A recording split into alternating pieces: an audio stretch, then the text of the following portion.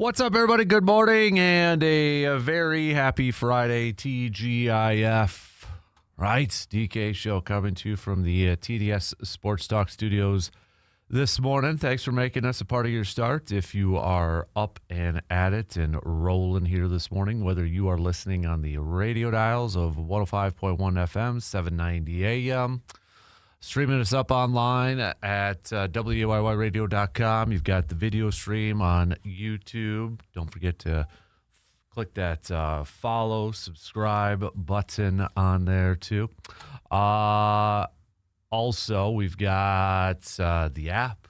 You can download that and take it on the go. You got your smart devices and your smart speakers up and rolling here this morning. What do we have on our game plan for this morning? Badger hockey, baby. Badger hockey, men's hockey team taking down North Dakota yesterday to advance to the national championship.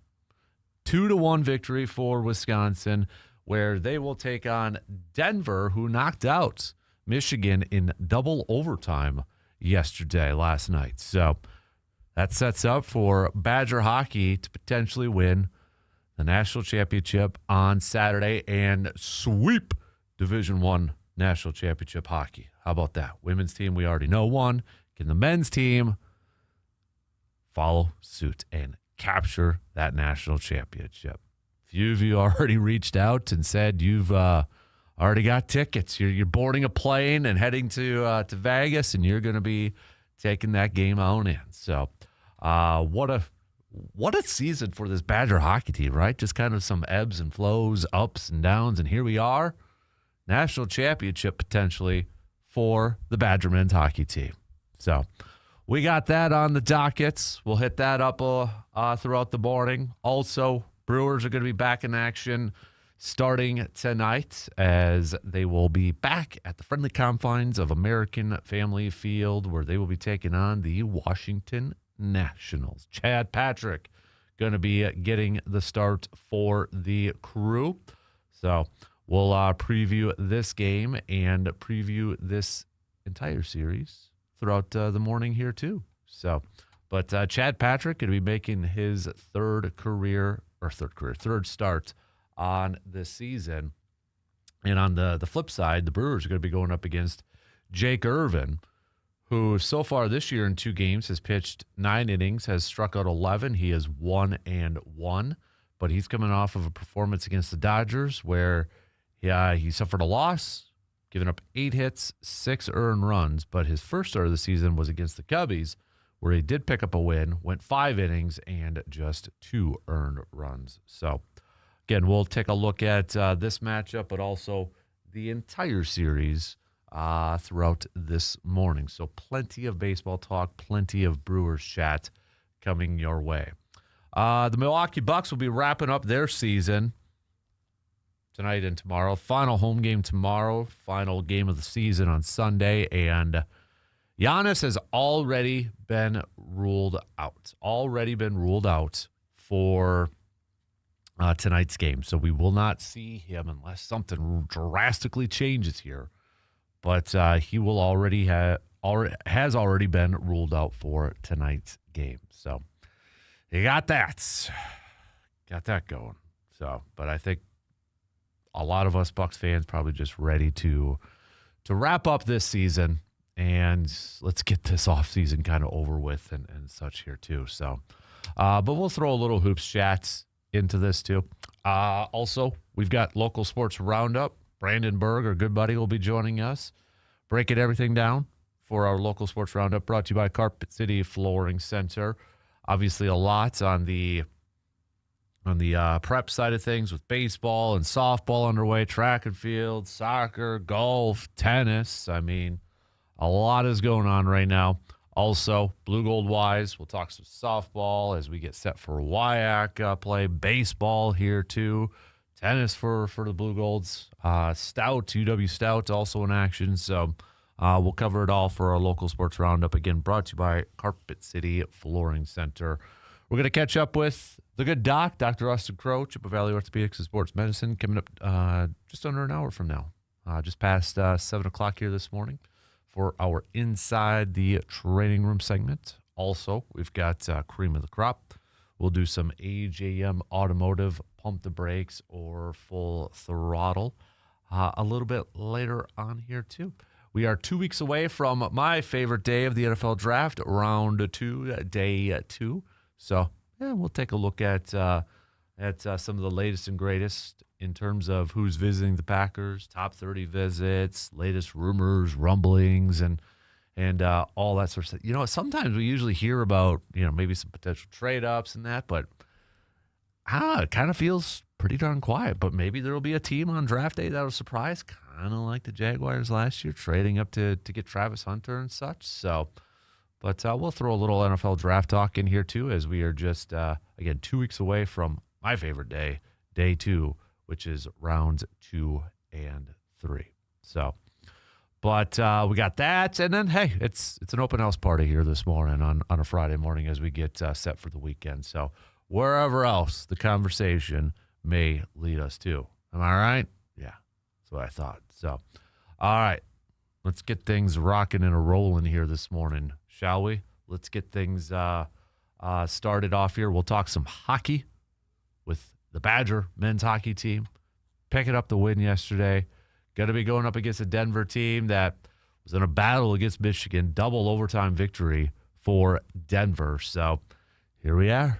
Coming up tomorrow, Saturday. Can the Badger men's hockey team get it done and get that national championship? Man, that'd be awesome. Plus, we'll talk some baseball in the first hour as we get set for this series going up against the Nationals. Brewers looking to get back to their winning ways after dropping their first series of the season against the Red Sox. And actually, this is the first time that the Brewers be going up against a National League team there, too. So you got that. Kind of weird. A couple weeks into the season, this is the first time the Brewers will be going up against a National League team. But Brew Crew, back in sole possession of first place, if you're paying attention to the National League Central standings, with the Reds a half game back, Pittsburgh 7-5, Cardinals 7-5, and then the Gubbies bringing up the rear at 500, 6-6. So plenty to get to here in the first hour of the program. All right, let's get things going here this morning, shall we? We'll take our first break, and then the lead off. We'll talk some hockey, talk some baseball coming up in just a couple minutes.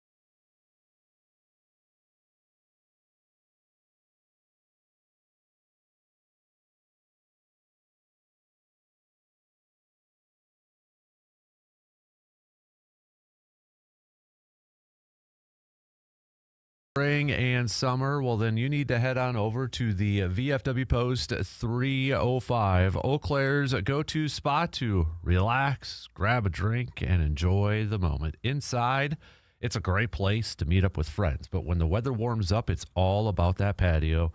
With one of the best river views in town, there's no better place to soak up the sunshine, to unwind after work, and to spend a weekend afternoon.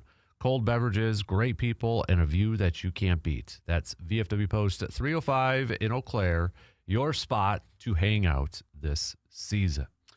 Oh, yeah, let's get things. We've got the Hall of Famer G-Man already chiming in on the texting line. Good to hear from the Hall of Famer, giving a shout-out to the Badger men's hockey team. Badger men's hockey team getting it done yesterday in their Frozen Four matchup against North Dakota. Picking up a 2-1 victory, and they advance to the national championship, where they will be taking on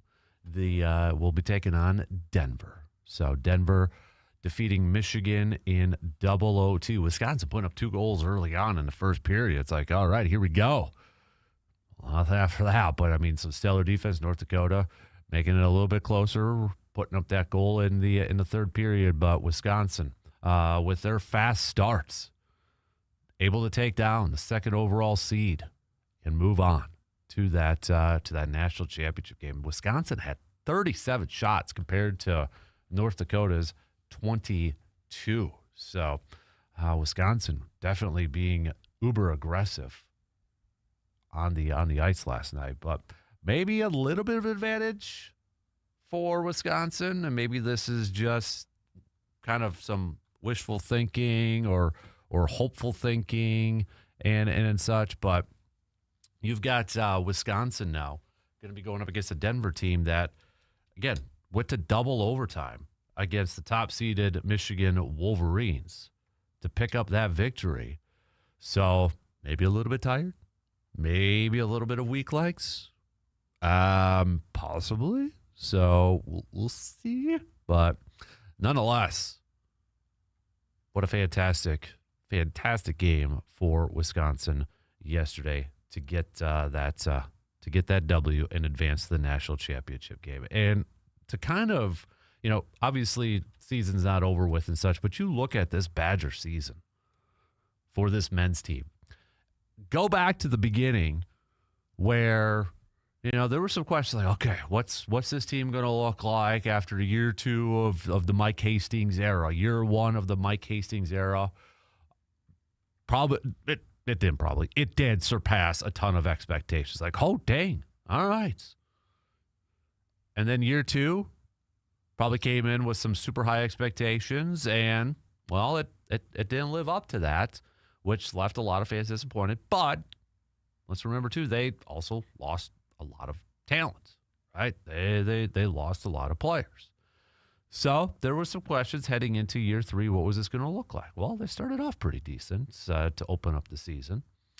That included, wins against Minnesota at the end of October, beginning of November. They split that series against Michigan in the beginning of November, and then Michigan State, when they played them at towards the end of November, Michigan State, the top team, they picked up a couple wins there, just kind of a little bit on a roll. And then, they had that rematch against Michigan State in January, and that's kind of where they went through a little bit of a rough stretch, right? They lost both games there. Then they had Penn State. They lost both of those games, and they had Minnesota, and they lost both of those games. So you're talking about a 6-game losing streak, and it's like, what is going on now?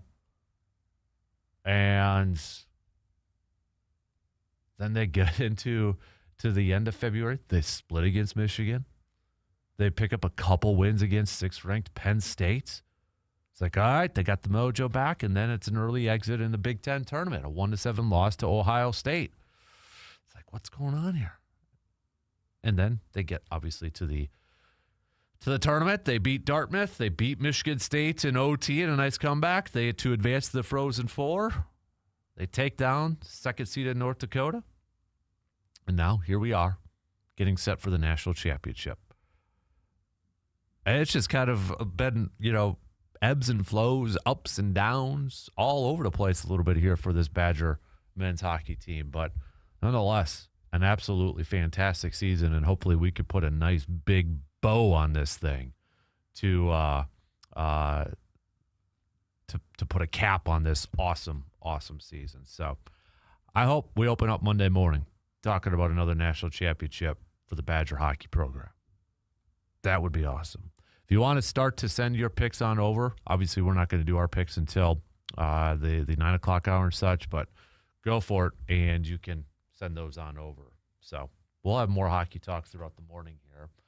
But we've got baseball also, too, here for the Brew Crew as they get set to open up a series with the Nationals back in Milwaukee. Chad Patrick's going to be making his third appearance so far. And Chad Patrick, when we talk about, some of this younger pitching staff and, what are they going to be able to provide for this year? And, I mean, you can look at Chad Patrick and say maybe he's been off to the better starts of all these starting pitchers so far if you just kind of look at it from a numbers perspective. It is just 2 starts. But in those 2 starts, he's 1-0 and currently has a .96 ERA. Second game against the White Sox back on the 28th, he went 4 1/3, 5 hits, 1 earned run, struck out 4. Kansas City did issue 3 walks. Want to get that number down a little bit, but he went 5 innings, 4 hits, no earned runs, struck out 3. He's not going to strike out a ton. A couple times last year he had the double digits and such, but nonetheless, guy's been off to, I think we could all say, a pretty good start, a pretty solid start. And hopefully that's something that could continue, because when we look at this pitching staff, I feel like Chad Patrick maybe has been the guy that has been overlooked a little bit, because obviously Jacob Mizorowski is going to get all the fanfare and the oohs and the ahs because of the talent that he brings and the smoke that he throws. You got Brandon Woodruff, just the veteran, longtime Brewer and such. He's just the leader of this group. He, of course, going to get a lot of attention. Then you got the Kyle Harrisons, the newcomers, right? You got the Kyle Harrisons, Brandon Sprouts and such. It's like, what are these youngsters going to be able to provide? Kyle Harrison has been awesome. Brandon Sprouts been a little bit down so far. And then you just got Chad Patrick. I mean, Chad Patrick, who was to open up last year when the Brewers were going through so many pitching injuries to their starters, he got thrown in the mix. We didn't know who the heck he was at first. And he, for like the first couple months of the season, was pretty much Mr. Consistent. You kind of knew what you were going to get with him. It was probably going to be at max 3 earned runs. I think that was the most he had allowed in a game in the first couple months. And then it kind of trailed off there a little bit, got sent back down to the minors when pitchers started to get healthy and such. And then came back and was a pivotal player down the stretch, coming out of the pen and such, eating some innings, especially in the postseason. But it just kind of feels like, of all the talk that maybe we've thrown out there about this pitching group, whether it's been the bullpen or some of these starters, heading into his second year, it just kind of feels like Chad Patrick's maybe been the guy that hasn't been talked a whole lot about. I mean, we've thrown in Logan Henderson talk because a lot of people threw him as a possibility for Rookie of the Year candidates and such. You got Robert Gasser that people are still keeping an eye on in AAA too. Like, could he be called up? And then maybe you just got good old Chad Patrick. Good old consistent, good old solid Chad Patrick. Hopefully that's the case for him this year. So we'll see what he's able to do in his third game of the season.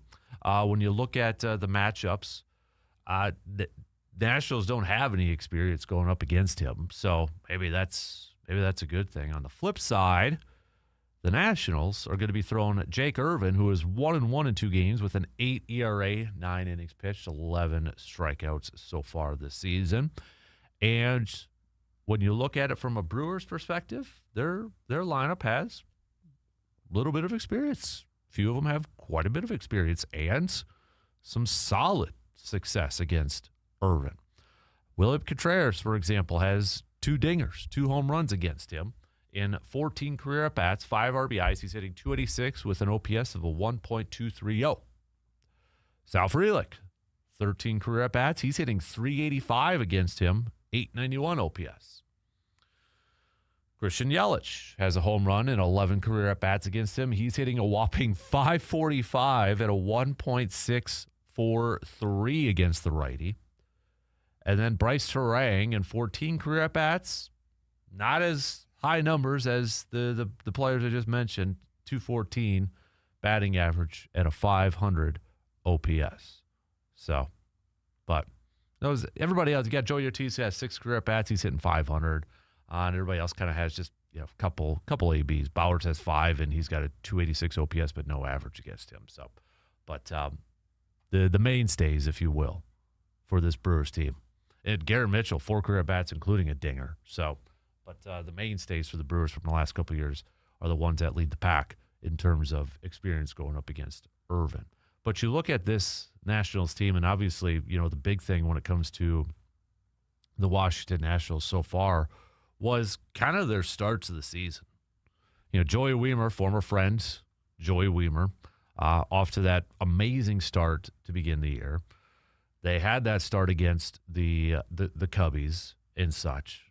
So now you kind of look at where things are at in the standings here for the Washington Nationals in that NL East. They are at the bottom, sitting there at 4-8. Lost their last 2 games.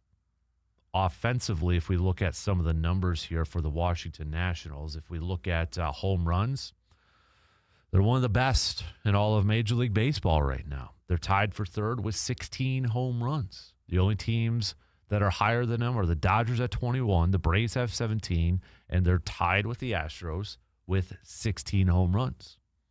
So from a pitching standpoint, something to be made aware of.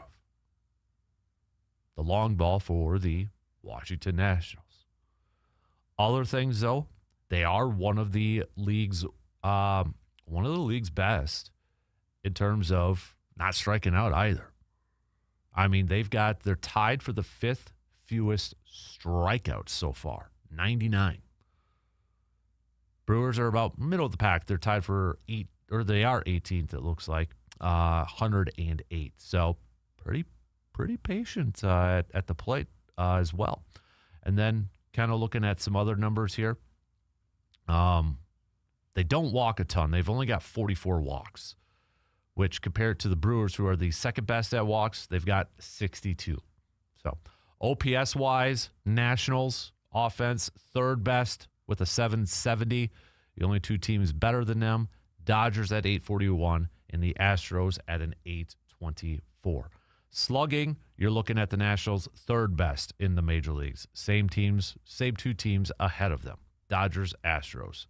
When it comes to on-base percentage, it's Houston, the Dodgers, and then the Brewers. Then you got the Marlins and the Nationals. So offensively, a solid team for the Washington Nationals.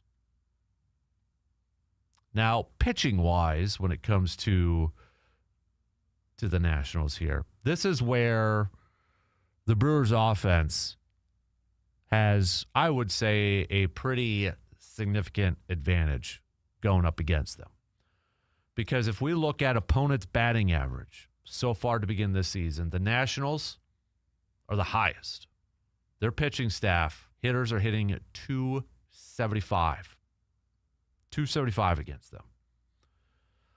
In terms of ERA, the Nationals, dead last, 6.06. 6.06. Yay. In terms of earned runs, when you kind of look at it here, the Nationals have given up the second most earned runs, 72. The only team worse than them is the Houston Astros. And the team that has the pitching staff that has given up the most home runs so far this year, the Washington Nationals with 24. So,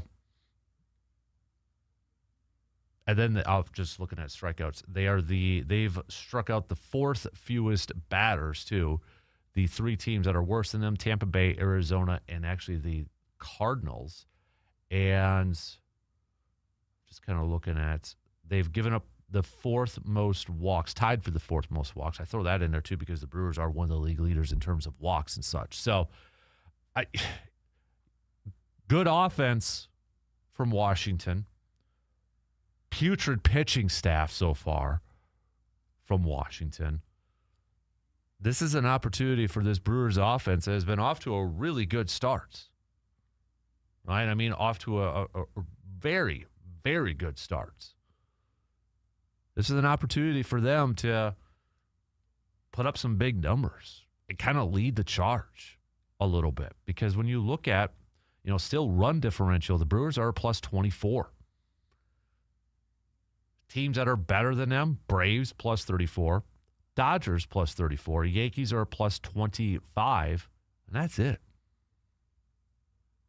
Whereas the Nationals right now are a minus 7 run differential, which isn't the worst. I mean, surprisingly, Philly's actually minus 15, so that's not the worst either. But Toronto's minus 22. But it is an opportunity for this Brewers offense. I think that's probably one of the biggest keys in this series. I mean, the two biggest keys in this series is Brewers pitchers not giving up home runs against this Nationals team, playing solid defense against this Nationals team. And then the offense for the Brewers, taking advantage going up against this pitching staff. Brewers right now, 23 stolen bases, easily leads the league. The next closest is the Marlins at 18, but the Nationals are tied for the fifth most at 14 too. So just something to throw out there as well. All right, we got to take a quick break, but plenty more to get to here. We'll be right back after these quick words.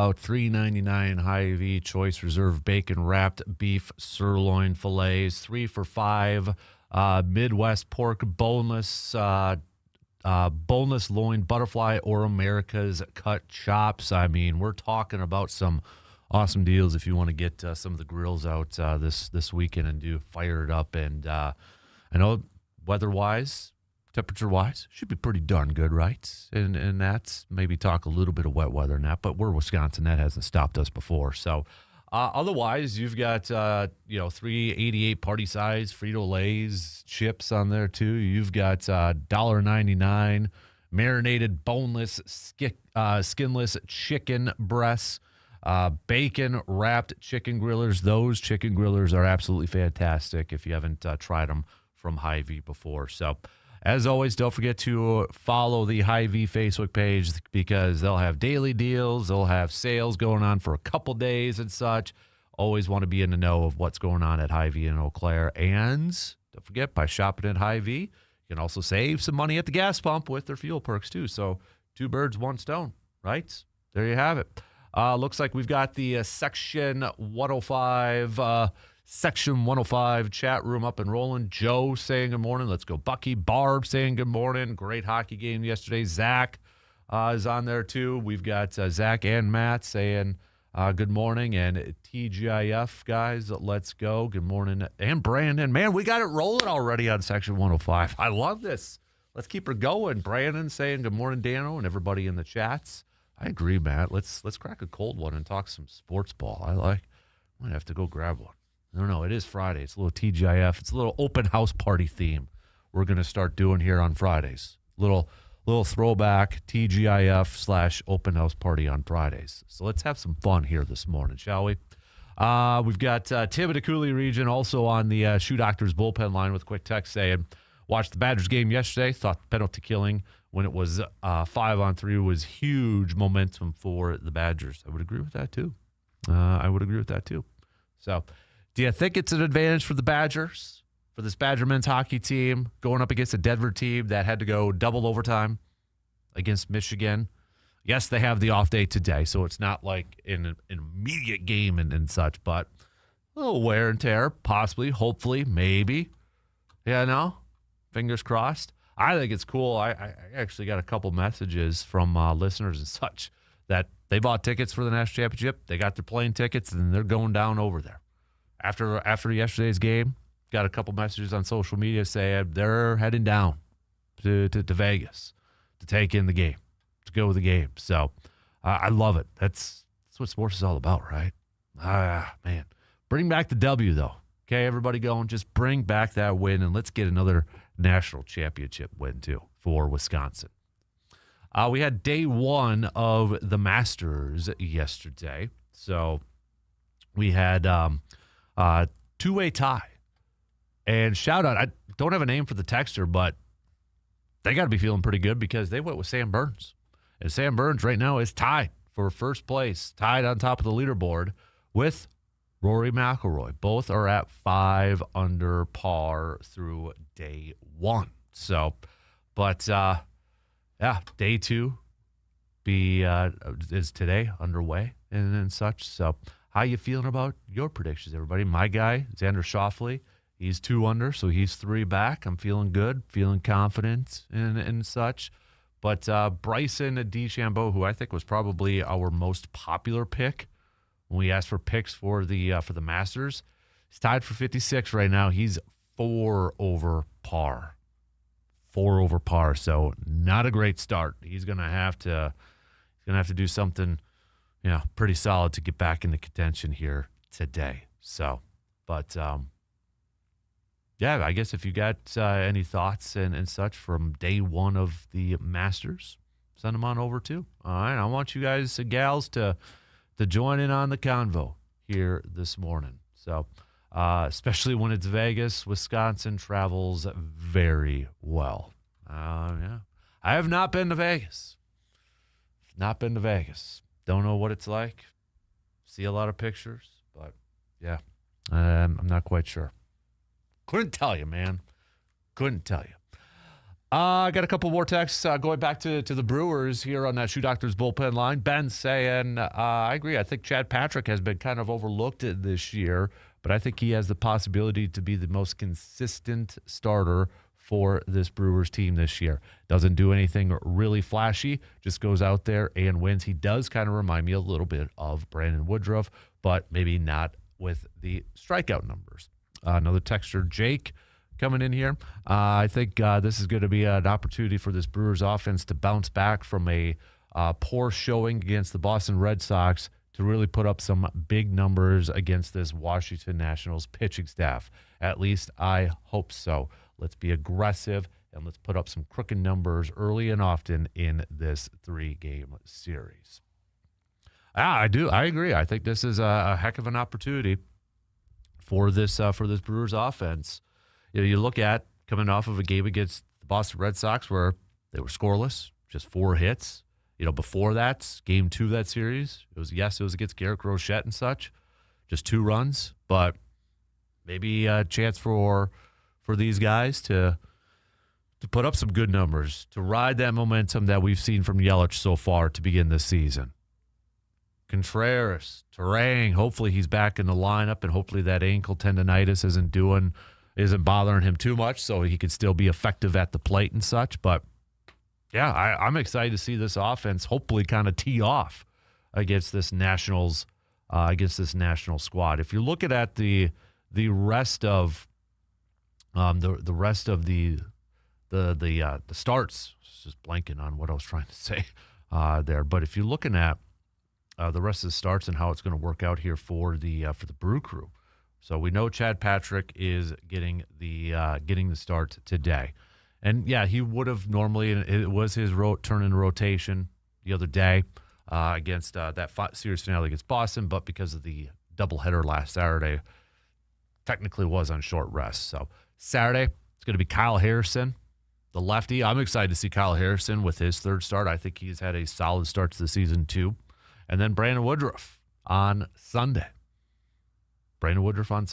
So Brandon Sproats was potentially going to be in this rotation or be in this weekend rotation, if you will. But Brewers now adjusting a little bit with Chad Patrick, Kyle Harrison, and Brandon Woodruff. So we'll find out a little bit more today, possibly. But Brewers yesterday, too, did option Shane Drowan back to AAA Nashville. A corresponding move to bring in a fresh arm will probably come today, according to Adam McCulvey. This was from yesterday, too. So maybe a Logan Henderson, maybe somebody else, maybe coming out of the bullpen and such. But we shall see, right? We'll see going forward. All right, we got to take a quick break as we start to wrap up this first hour. Plenty more Brewers talk coming, especially when we get to our guy, Mr. Brandon Berg, coming up in the 7 o'clock hour. But let's wrap up the first quarter. We'll be right back after these quick words.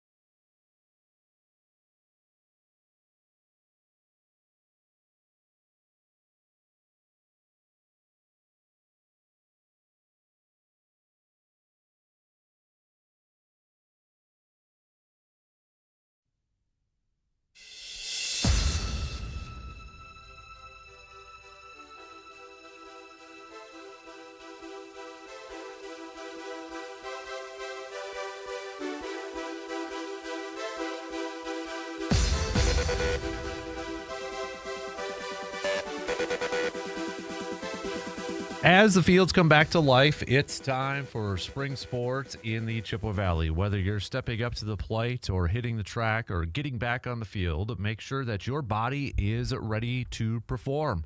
At Chippewa Valley Orthopedics and Sports Medicine, their team specializes in keeping athletes of all ages healthy, strong, and in the game.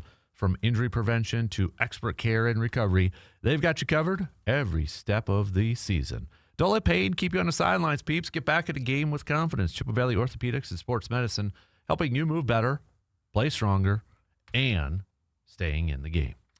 Bucks also going to be wrapping up their season. Can't even say just regular season because we know obviously they're not going to the postseason. But Giannis will not be playing in the home finale as of right now because he has been ruled out, which is tonight. And then they'll wrap up the season coming up on Sunday. So this was the game I had kind of earmarked a little bit to see, okay, could we see Giannis maybe just suit up for a little bit to go play with his brothers like Alex and Thanasis and such, but not the case. So there you have it.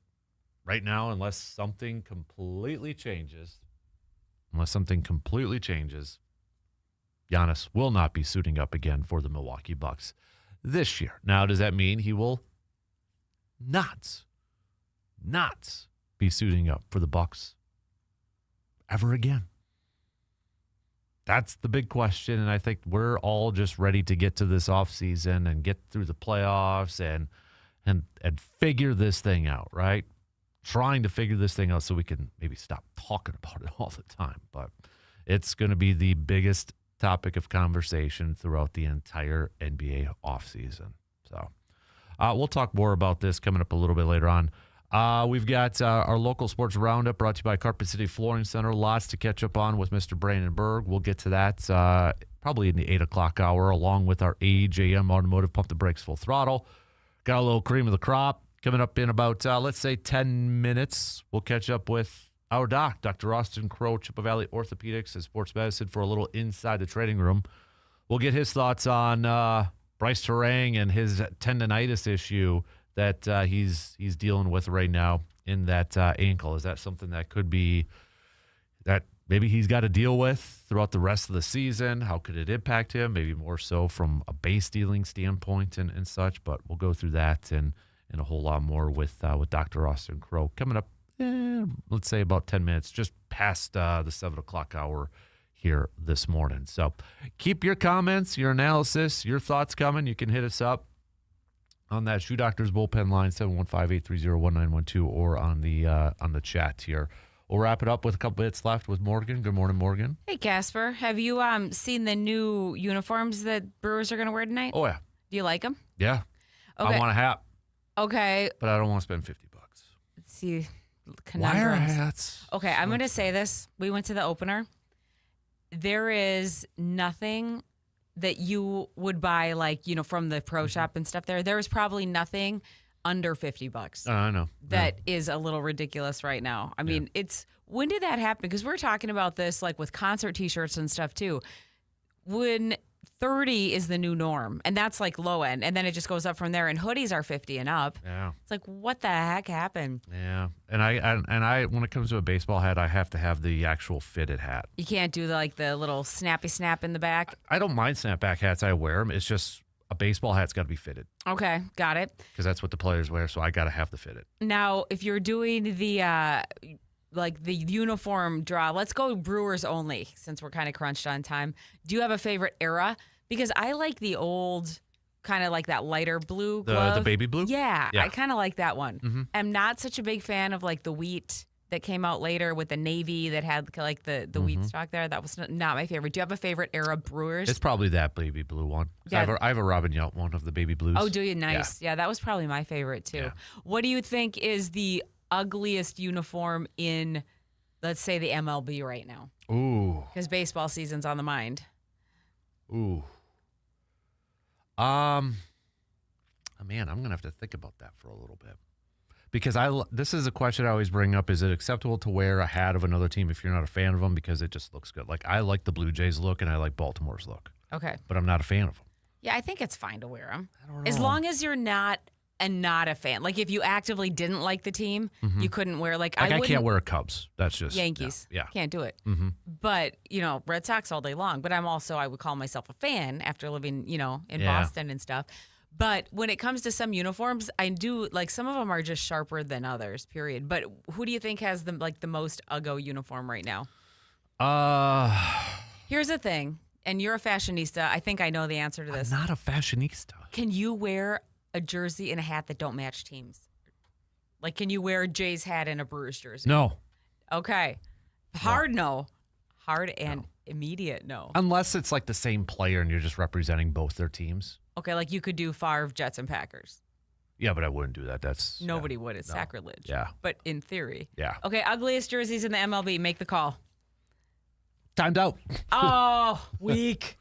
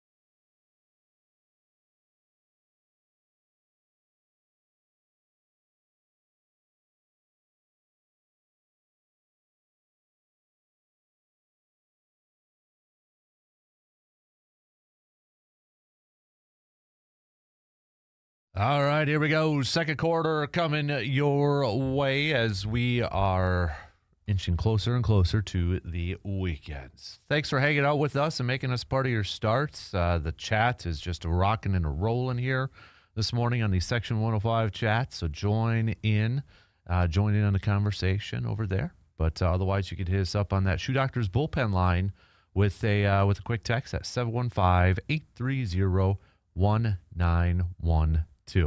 We're going to do some local sports roundup with Mr. Brandon Berg coming up a little bit later on. We've got some more Brewers chat, obviously some Badger hockey chats to get to, pump the brakes, full throttle, cream of the crop, all the usual Friday suspects. But we kick off this hour like we usually do every Friday, catching up with our doc, Dr. Austin Crow, Chippewa Valley Orthopedics and Sports Medicine, for a little inside the training room. Good morning, sir. How are you doing?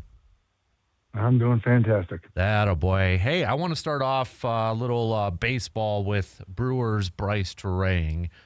He has missed the last couple of games with what they're calling ankle tendonitis. He says he's going to be back in the lineup for tonight or for this weekend. But can you kind of explain what ankle tendonitis is, and is that something that could linger throughout the season, especially for a guy who is a leadoff hitter and really utilizes his speed quite a bit? Yeah, so ankle tendonitis, it's obviously non-specific because they're just referring to the joint. So clearly there's a whole bunch of tendons that run through. The most common would be either along the inner part of your ankle, called the posterior tibial tendon, running across the front, called your anterior tibialis, or on the outer part of your ankle, your peroneals. Now, obviously your Achilles runs back there, but generally if it's your Achilles, they'll specifically call it the Achilles. So it's probably going to be either post-tib, ant-tib, or peroneals. The big question is this coming from an actual issue with the ankle? And what do I mean by that? People who have excessively flat feet can overload the posterior tibial tendon that runs the inner part of the ankle. So if he has an issue with overpronation or flat-footedness, that can be a recurrent problem. Or on the flip side, if he has an ankle that's unstable and he rolls it a lot, that can be a cause of peroneal tendon issues. So if it's coming from an actual structural issue in the ankle, yeah, it certainly could be a recurrent problem. You can often address those with either orthotics or bracing or PT or, unfortunately, sometimes surgery. But if this is just kind of a fluke, like, hey, it's irritated and there's a sore tendon in baseball, they're pretty quick to pull the trigger on giving guys rest.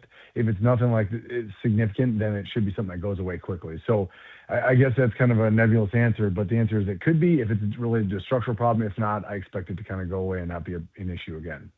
Going back to flat feet, because that's something I dealt with a lot, especially later on in that. Is that something that could relate to I think we've talked about a long time ago, and I don't know if this is the proper term technically, but like shin splints and such, the pain with the lower leg? It can, yeah. So, I mean, overall, our bodies are kind of made to be in a specific alignment. So whether it's our hips, our knees, our ankles, whatever it may be. And so if that's off kilter, you can get kind of what I kind of dub the domino effect, so an issue higher up above. So people who have excessive flat feet certainly can have issues with other parts. I wouldn't say it's like a direct link where it's like, oh, he has shin splints, therefore we think they, jump right to flat feet. But it certainly doesn't help it because that can put more stress on there. Now, the term shin splint is people use that term a lot still to this very day. Mm-hmm. Really, that's kind of just a wastebasket term. So it's kind of includes a bunch of other diagnoses. So it's non-specific. So really, what we talk about when we're talking about true shin splints, what you're really saying is basically a stress reaction in the tibia. There's even a precursor condition called medial tibial stress syndrome. So it's basically like the beginning of a stress reaction, an actual stress reaction, a stress fracture, and then the end stage would be a full fracture all the way through the tibia. And those are pretty rare, but they occasionally will happen. So, yeah, you can have issues in the foot or ankle or knee or hip or anything that can result in issues up above and below. But, yeah, there is a link there, but not a direct causation. Gotcha. Okay. Staying with baseball, so Hunter Brown, a starting pitcher for the Astros, he was placed on the injured list with what they're calling a grade 2 shoulder strain, but they said he isn't dealing with any ligament damage. So if he's not dealing with any ligament damage, but it's a grade 2 shoulder strain, what is there anything torn? Is it a muscle? Is it a tendon, or what kind of classifies as that grade 2 shoulder strain? Yeah, so generally we use strains in reference to muscles. So if it's going to be he basically pull the muscle in the shoulder. Now there's a whole bunch of different muscles in the shoulder. Usually they'll designate it as the rotator cuff if it's specific to that. So it may be like the lat or the teres major or deltoid, something like that. Grade 2 basically is a grading system we do based on the MRI results. And again, we've talked about this in the past. Major league athletes get MRIs at the drop of a hat. So they'll, you or I, we injure, pull a hammy, for example, we basically never get MRIs on those. These guys tweak anything. It's like, let's just throw it in the scanner and see what it looks like. So they get a lot more detailed information, but it doesn't change the long-term prognosis, but it does kind of give you an idea about how long it'll take to bounce back. And grade 2 basically means you're going to see some fibers that are actually torn. So you'll see often there's basically signal in the muscle on the MRI. And that's an area where you've had some tearing of the muscle and bleeding. What they'll try to do, you want to basically keep the muscle as limber as possible to avoid excessive scar formation and then prevent recurrence. And so, you need to let it heal to avoid kind of that quick re-injury. But then you also want to keep things nice and loose so they don't develop a lot of scar there to raise the risk of kind of a more long-term recurrence. So you kind of walk that fine line. You don't want to just shut it down, do nothing, but you also can't go back full. So with the grade 2, that is something that it's out of grade 3, I guess I should say that. So grade 1, 2, and 3. So 2 is right in the middle. So certainly nothing mild, like it's like, oh, it's nothing, because the MRI comes back clean. Usually that's when we call it a grade 1, where we don't see a lot, where it's more in physical exam. Like we know it's the muscle, but the MRI looks good. That'll be grade 1. Grade 2, you actually see signal. So it's something that'll probably linger for a bit, but should end up resolving in the long run. Got to get your thoughts on the never-ending story of the whole Giannis drama with I know we talked about the knee bruise and the hyperextended knee and such, but I guess I kind of want your opinion. So his last game was on March 15th. It is April 10th, and we've been hearing about this for the last couple of weeks that he wants to play, and the Bucs say he is not healthy enough to play. Kind of given that timeline, if his last game was March 15th and here we are on April 10th and he's not going to be playing in tonight's game, the home finale for the Bucs, is that kind of a typical timeline for somebody who's dealing with a bone bruise in his knee and a hyperextended knee, and plus at his age? The answer is it's in the realm of possibilities for sure. So obviously for him, immediately it goes back to like, well, he did this in the NBA Finals and played the next game. Right. Like, why can't he be back on the court? Well, first of all, NBA Finals, different scenario, right? You're way more likely to push through something where you otherwise would not. And then to take it a step further, we just don't know the severity, right? I haven't looked at the MRI. The general public hasn't looked at the MRI. There are nasty bone bruises where people are, unable to play for, I've seen months. I've seen that absolutely in high school and college athletes. So is it possible? Absolutely, it's possible. Now, what you really start scratching your head, though, is when you start to get some divergence of comments from the athlete versus the team. Then you start saying, well, what's going on here? I don't really know what the ulterior motive for the Bucs would be at this point to keep him out. I guess maybe they don't want him to get re-injured because they want him to be healthy for a trade. But if he wants to play and he feels good, usually that's what we go on. So the MRI, to be clear, when we get an MRI and see a bone bruise, we don't be like, all right, we'll come back in three weeks and get another MRI to see if it healed. They heal. It's really based on what the athlete says, like, how am I feeling? Now, he may be saying he's ready, then he goes out in the court and is limping, and they're like, you're not going to go out and play. So I guess where the truth lies, hard to say for sure. But to answer your question explicitly, yes, this time frame of a month, we do see bone bruises that last that long, absolutely.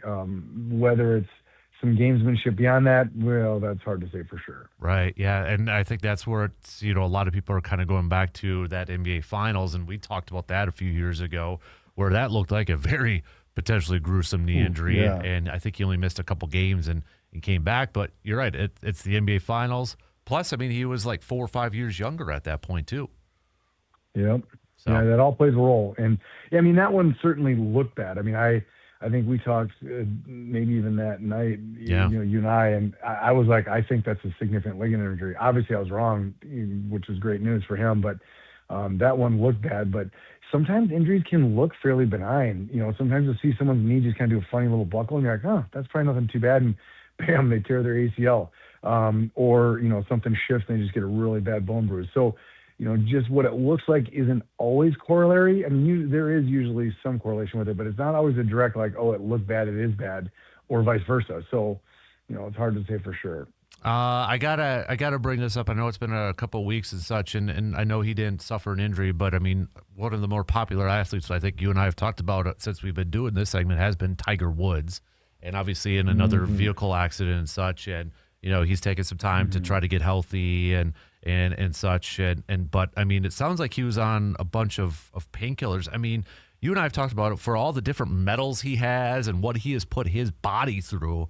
I can't imagine, Austin, the amount of physical pain that this guy is probably going through on everyday life. We probably can't even fathom just because of what he puts his body through and all the different pieces that are in there. And I had seen, I think it was another golfer or maybe it was somebody else that said weightlifting is probably what caused all these issues with Tiger Woods and where he's at with all these injuries. I mean, I don't know if I mean, you're the expert probably in that, but I mean, weightlifting potentially causing a lot of those issues. Do you agree with that? Yeah. I mean, so a lot of things to chat about when you talk about Tiger. I mean, I think to answer your question, no, I don't think directly. I don't think weightlifting as a whole, I think weightlifting is good for the body. No, I think you can take things to an extreme. I think if you look at what maybe what weightlifting made his body into and then what he did. I mean, if you go back and look at his swings back in the 90s and early 2000s, I mean, it looks like, DeChambeau now. I mean, it's somehow they're swinging at like 110%, it looks like, right? Yeah. I mean, so I think it's more so that the way he swung, I mean, it was a violent swing. I mean, I think it's the only way you can describe it. It was a violent swing. And I think that rotational stuff, because a lot of his issues have revolved around his back. Now, he obviously had the car accidents, which resulted in leg trauma, and that's more, I'd say, fluke than anything else. But as far as his back, which I think has been really his biggest, nemesis when it comes to his health, I think that's from his violent swing, truthfully. Now, could you argue he got stronger weightlifting? I guess so. But as a whole, I'd say weightlifting is good for all athletes and all people for that matter. Yeah, I mean, and then, to touch on, the pain that he's going through. I mean, people who've had multiple major orthopedic surgeries, I mean, pain-free is not always a reality. And it's something that we talk about with our own patients and how people navigate that. It's a challenge because, I mean, pain is just hard to deal with. I mean, day in, day out. I mean, if you have an issue and it's like, look, you are now going to have pain the rest of your life. That's a really tough pill to swallow. And people deal with that in different ways. I mean, unfortunately, substance abuse is very, very common in this. And I'm not saying that's what he's going through, but it sure sounds like it, right? I mean, he hasn't, I don't think, explicitly said that, but there's been inferences to that. And people, get on pain medication.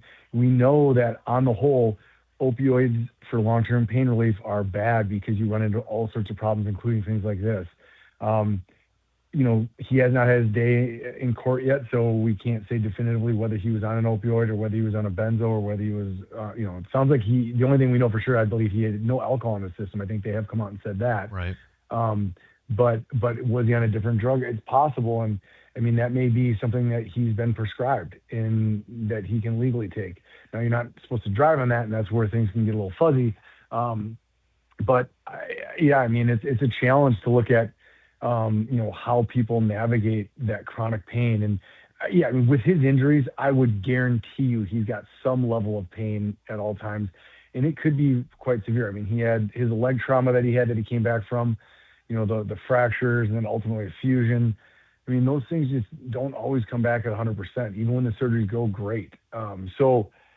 Yeah, I mean, it's just he's been a fierce warrior to go through everything he's gone through, but there's battle scars, and that's something that he's dealing with. And I'm sure you have a lot of listeners that have their own issues in the same way, where it's like their bodies just don't get back to 100%. Orthopedic surgery, I mean, that's our goal. We take care of people, whether it's an acute injury or a chronic problem.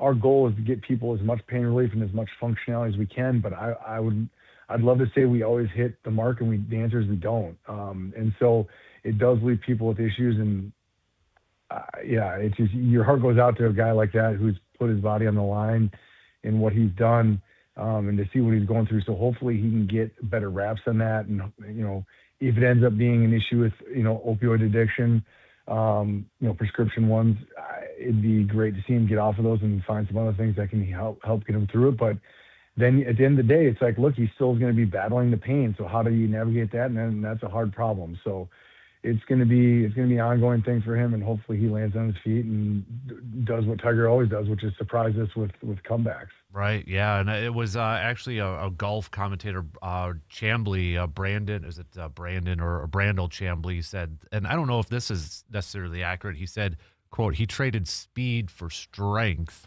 with his weightlifting, but I mean, like, we all see Tiger Woods swing. I don't think he was suffering in terms of the speed on his backswing Oh or my anything. gosh. He had it all. I mean, he did things with a golf ball that I mean, sometimes you go back and watch clips of his play back then, and it was just, I mean, he was on a different level. I mean, that stretching was like in the late 90s, early 2000s, whatever, somewhere around there. I mean, he was playing a different game than everyone else. Mm-hmm. I mean, it was just, it would be, I'm sure Vegas had lined Tiger versus the field, and I'm sure odds were Tiger was going to win. I mean, he just was playing different. Yep. Yeah. I mean, I remember those days. It was Tiger versus the field, and you'd be kind of stupid not to pick Tiger, during his prime and he such. Was so just playing at a different level. But yeah, I mean, I think people, even at the time, if you look back, people were talking like, is his body going to be able to withstand that, again, violent swing? And clearly his back didn't. I'm not sure how many back surgeries he had. I think at least 3. Yeah. And there's a kind of a joke, back surgery is the gift that keeps giving, because once you have one surgery, it generally leads to additional ones. So whether it's a discectomy where they clean up like a disc herniation, or a laminectomy where they decompress an area, usually there's going to be issues adjacent to that. And once you start fusing levels, now there's stress above and below that. So you get what's called adjacent level disease. And so now sometimes you have no other option, right? I mean, if you have a bad disc and they're in severe pain, yes, you fuse it knowing 5, 10, 15 years, you're going to have to fuse the next level. But when you're doing that when you're 40, 45, you start mapping it out. You're like, we got ourselves a long road ahead of us. So yeah, it's tough to see, and hopefully he's able to get things back. And ultimately, this may be the straw that breaks his back. I guess pun intended. In as far as getting back to golf, but again, I mean, I think more than one time I've said on the air with you, this is going to be it. He's not going to be able to come back, and I've been wrong every time. So. You just never know with him. Right, exactly. Good stuff as always, Dr. Austin Crowe, Chippewa Valley Orthopedics and Sports Medicine. We appreciate the time as always, sir. Enjoy the weekend, and we'll catch up again next week. Okay, bud? Absolutely. You take care. You got it. There you go. There's Dr. Austin Crowe, Chippewa Valley Orthopedics and Sports Medicine. Awesome stuff as always. All right, we got to take a quick break. I got to go unlock the door, and Mr. Brandon Berg will be joining us. We'll be right back after these few words.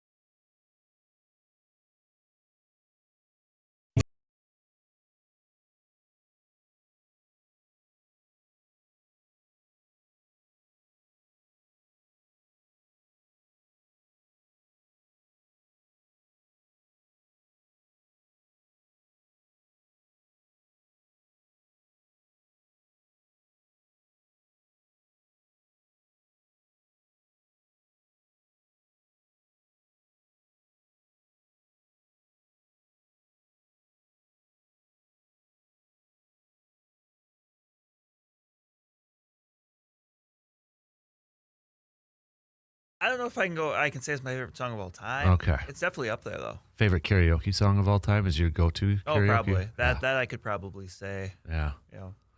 With certainty. It's been a while. It has. It's been too long. Too long, Mr. Berg. Dr. Mr. Crow has his own Brandenburg. theme song. Hey, I don't have any hotkeys yet. I mean, what are you waiting for? You've only been in here like half a year. I know. So, how you doing? Been a couple weeks. It has. I'm doing okay. How are you? I'm okay.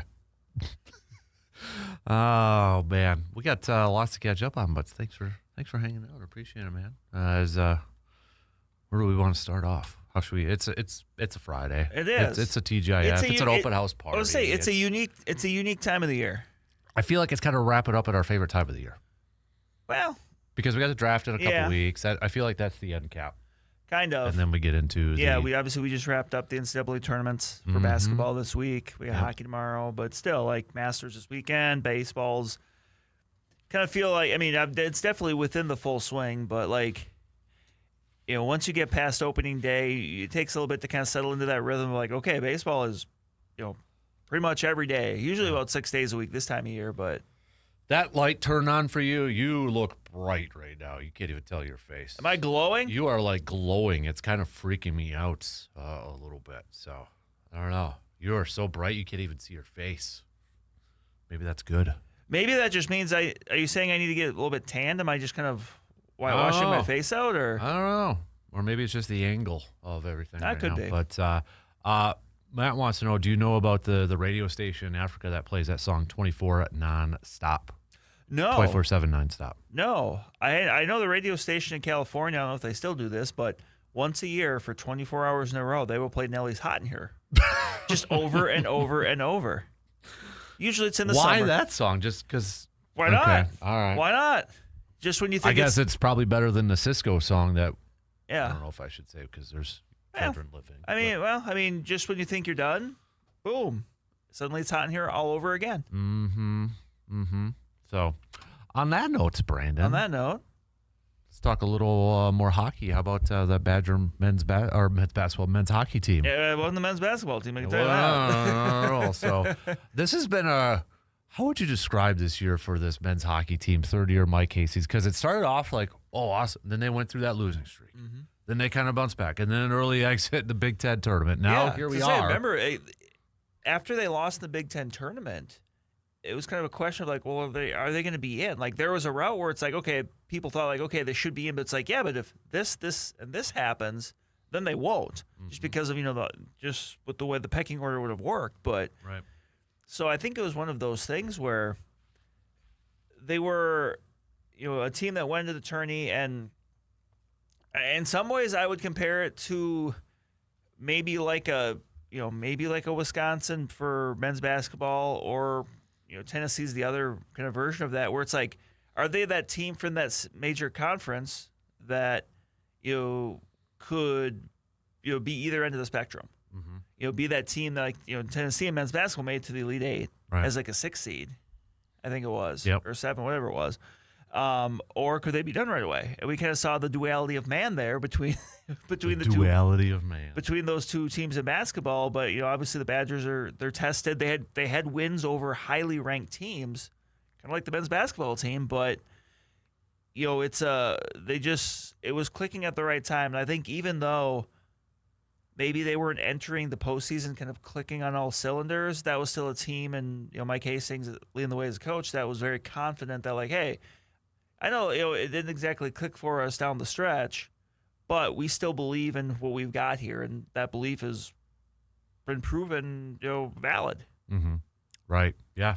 So should be exciting. Do you think there's a little bit of advantage that Denver had to go to double overtime to beat Michigan? I know they got the off day today, but still. Yeah. I mean, that game went late into the night, and yeah. I mean, at this point, I think you're looking for every little bit you can get, that extra 1 or 2% anywhere you can, and yeah, I think Denver having to play that late game, that late into the night, but also that later game, just as far as how long they were playing, right? And yeah, I think you're going and really bad. I mean, Denver's great history of hockey with that, that school. Like, but you're going into that, like, I think as the Badgers, like, okay, yeah, hey, let's go. Mm-hmm. Yeah, I'm excited for tomorrow. It'd be kind of a sweet deal to see both Badger hockey teams getting That'd it be done. fun. River Falls women already got the D3 one. I know Yeah. W Stout men's went to the Frozen Four Right. for D3 too. So I mean, yeah, a lot of Wisconsin's not a bad. Everybody's the new state of hockey. Minnesota peeps. I don't know if the Badgers win tomorrow, we might just have to kind of gaze over the border there and just kind of go like, hey, hey, Just do like a little nod, like yeah, just kind of like the knowing nod, like, oh, I know. kind of like the what is it? The GIF or GIF of Grizzly Adams. Yeah. The I'll do it. Yeah. Heck yeah. So we gotta play a little catch up here. So let's do that. We're gonna take a quick break, and then I want to get back to some more Brewers talk really quick though. A couple of this is from C-Bomb says, Brandon, stay out of the sun. You will be lobster fed within 5 minutes right now. So Is that wrong? it's got to be the angle of this lighting, and while Brandon is, I just looked in the light. yeah, Brandon's slouching, Ow. so that's probably where it's at. So Ow. but I can't say that one. We'll take a quick break, and we'll get back with Brandon. We'll talk some Brewers baseball coming up after these few words.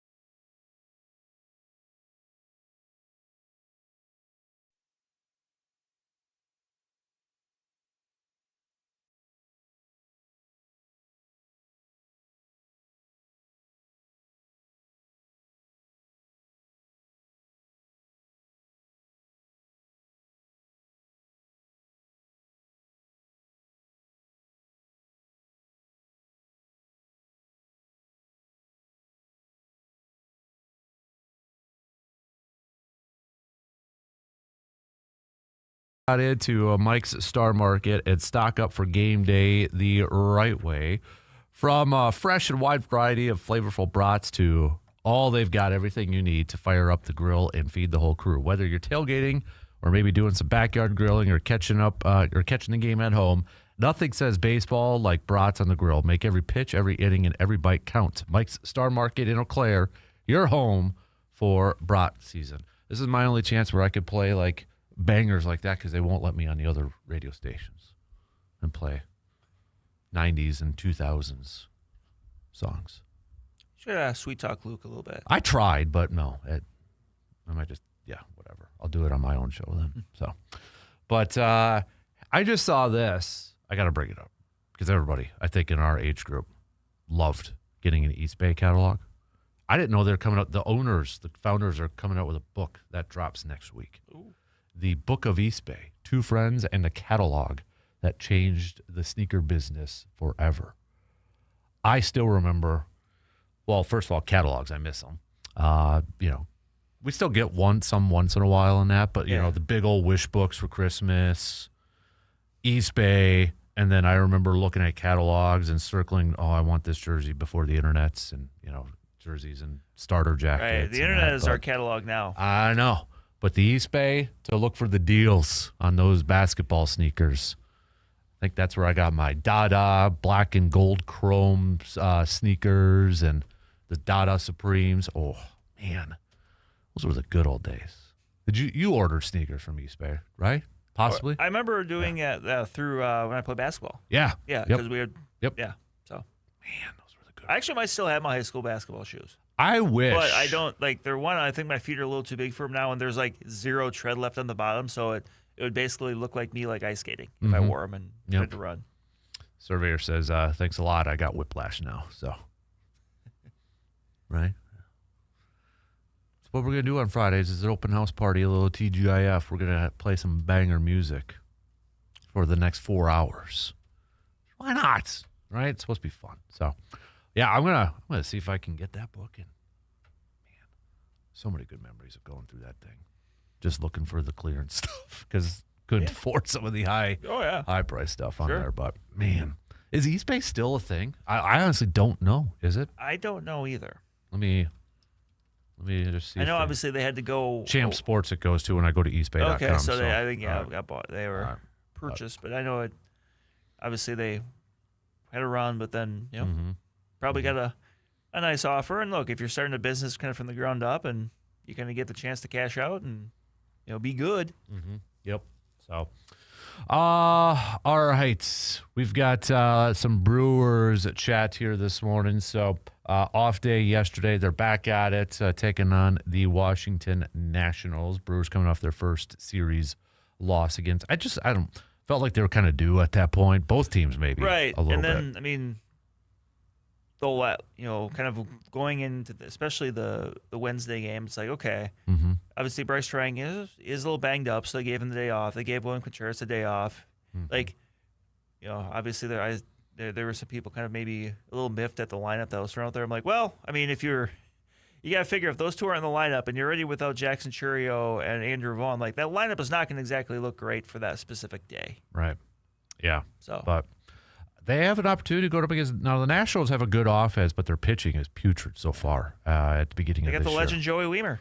Yeah, they do. But we were kind of looking at in the first hour, looking at some of the numbers and such, and yeah, it's a tale of two different sides. Offense, I mean, they can hit the home run ball for the Nationals. They're one of the top 5 teams in all of Major League Baseball. But then you're talking about bottom 5 in terms of pitching and ERA and all those pitching numbers and such. So I look at as this perhaps as an opportunity for this Brewers offense maybe to bounce back after getting shutouts in that last game against the Red Sox and such. Could we potentially see some high-scoring games in this series? Maybe. Possibly, looking at the Nationals. So I know they helped us out by taking down the Cubs in the opener, but they've kind of come back to earth a little bit here, too. So a little bit, but the first time this year the Brewers will be facing a team from the National League. I know, right? It's a very American League heavy start to the season. Yeah. Brandon Sproat was supposed to get a start, but they changed that. So now it's Chad Patrick tonight, then Harrison, then Woodruff getting to start on Sunday. We haven't had any updates of why or anything like that. And we've seen the 2 starts from Brandon Sproat and such. But I hope there's no fans saying that was a waste of a trade or anything like that. I hope not, because I think the talent is obviously still there for him. And such, maybe, it might be just something where they're bumping him back a little bit. Just there's something he's working on, or just to give him a little extra time. Right. Drowan got his debut. He was sent back down just to get a fresher arm. Right. I'm sure they'll make a move. I'm sure they bring somebody back up. Do they still view him as a potential starter, or is he kind of like that Aaron Ashby I kind of kind of thought it was going to be maybe more of a reliever, but just, obviously circumstances dictate situations, and that was, I think, kind of the spot where, like, okay, look, we kind of need this. The doubleheader kind of, threw a little bit of a monkey wrench into things, so they needed that. They needed that spot that particular day, right? To keep everybody else on a good plan. So just bring them up and kind of see what you can get. And I mean, you saw some of the stuff at the same time. I think guys probably maybe a little nervous. And just going up against his former team. The team and it's Fenway Park, for crying out loud. Right. So, but yeah, I think that I think a lot of these pitchers with the Brewers, like, especially when they're still pitching, when you're in AAA, like, they may not have that fully defined out role yet. It's like, we kind of want you kind of just want you to pitch, and then we'll figure it out as we need to. Yeah. So, Chad Patrick, I think, is he kind of the guy that's flying under the radar a little bit? Because, we talked obviously about Mizorowski heading into the season, obviously Brandon Woodruff, and then the Kyle Harrisons and Brandon Sproats and all that. And then there's just Chad Patrick, and he's been off to a really good start to begin the year. Is he just, do you think feel like he's maybe the guy that we probably should have maybe paid attention or talked a little bit more about? Probably. I remember a couple weeks ago when we did our season picks, and you picked him to lead the team in innings pitched, and honestly, I kind of forgot about him. So I'm like, oh yeah, that makes a lot of sense. And I just had kind of, he was just. It's weird that a guy that made his major league debut about a year ago has so much kind of just slipped into that. Oh yeah, he's just there kind of guy. Like, and I mean that as a positive. Right. Like a guy that you don't even really have to think about too much more. It's like, oh, he's gonna, he's reliable. He'll go out there, and he's obviously still pretty young, and he hasn't. I think both his first two starts were 5 innings, so it's not like he's pitched super deep into games. But at the same time, like, those have been prolific outings as far as keeping the opposing team off the scoreboard. So. Right. And last year, I mean, was it like the first month or two, he was Mr. Consistent because he didn't give up more than 3 earned runs. That was at that time when, they were really struggling to, who's going to be starting these games? I mean, Elvin Rodriguez started the home opener. It's kind of like, oh boy. And then I think it might have been the next night, like, he pitched and, he kind of was a bit of a steadying presence. Right. Yeah.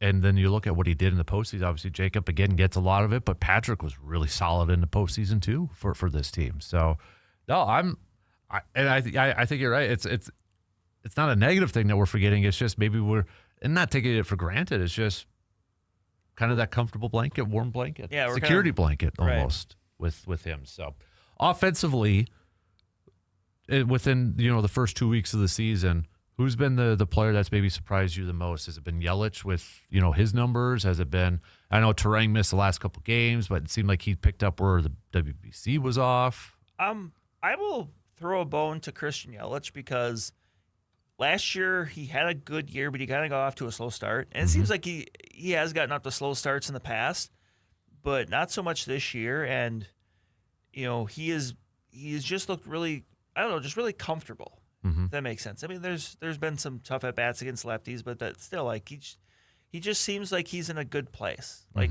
physically, like maybe just in the head as far as just kind of understanding how things are. And I know in spring training, I think it was Kurt Hogue from the Waukee Journal-Sentinel had mentioned that he was working a lot with Daniel Vogelbach about kind of getting the leg kick back. Oh, which was something that when he was really 2018, 2019, that was something he was really doing. But then after the the injury and stuff, he kind of went away from it, and you could kind of see like he wasn't necessarily maybe pulling the ball with power all the time, and that just seems like that's something that he's kind of getting back to a little more.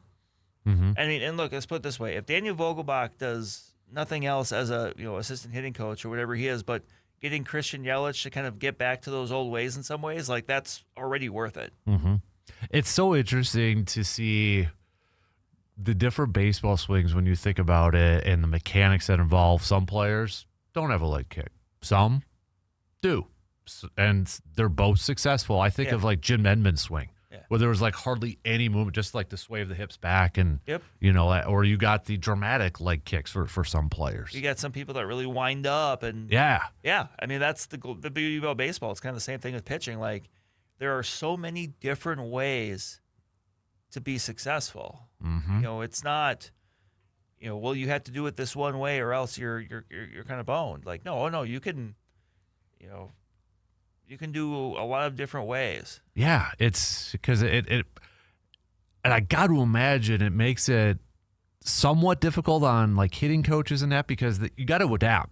Right. Right? Yeah. I mean, you got to can't just adapt say, to I it. teach this, learn this. It's Right. like, well, you got to if a player's had success doing this, then maybe that's kind of what it's about. Right. And I mean, wasn't it Cal Ripken Jr. that like changed his stance or never really had the same stance all the Right. time? And we know Craig Counsell's stance over the years too. And But it's interesting for me, like, Yelich working with Vogelbach is interesting because they were teammates, like a few years ago. Right. So like that's got to be kind of an interesting dynamic where a guy that you were kind of alongside, grinding in the batter's box just 2-3 years ago, whatever it was, actually 3 or 4, but still, like, then now that guy is kind of working with you as a coach. right. Like that's a really good perspective for him to bring. Yeah. No, it's just that's obviously it's not the same level, but helping coach Little League and that and just seeing everybody's different stances and does this kid benefit if he would do, the lifting up the leg kick or such. It's kind of a fascinating study in science, really, when you look at it, I think. But all right, we got to take a break, and we're going to wrap up the second quarter. Then we got a busy third hour coming up. We'll do some local sports roundup. We got some cream of the crop. We got some pump the brakes, full throttle. All that's coming your way. Coming up after these quick words.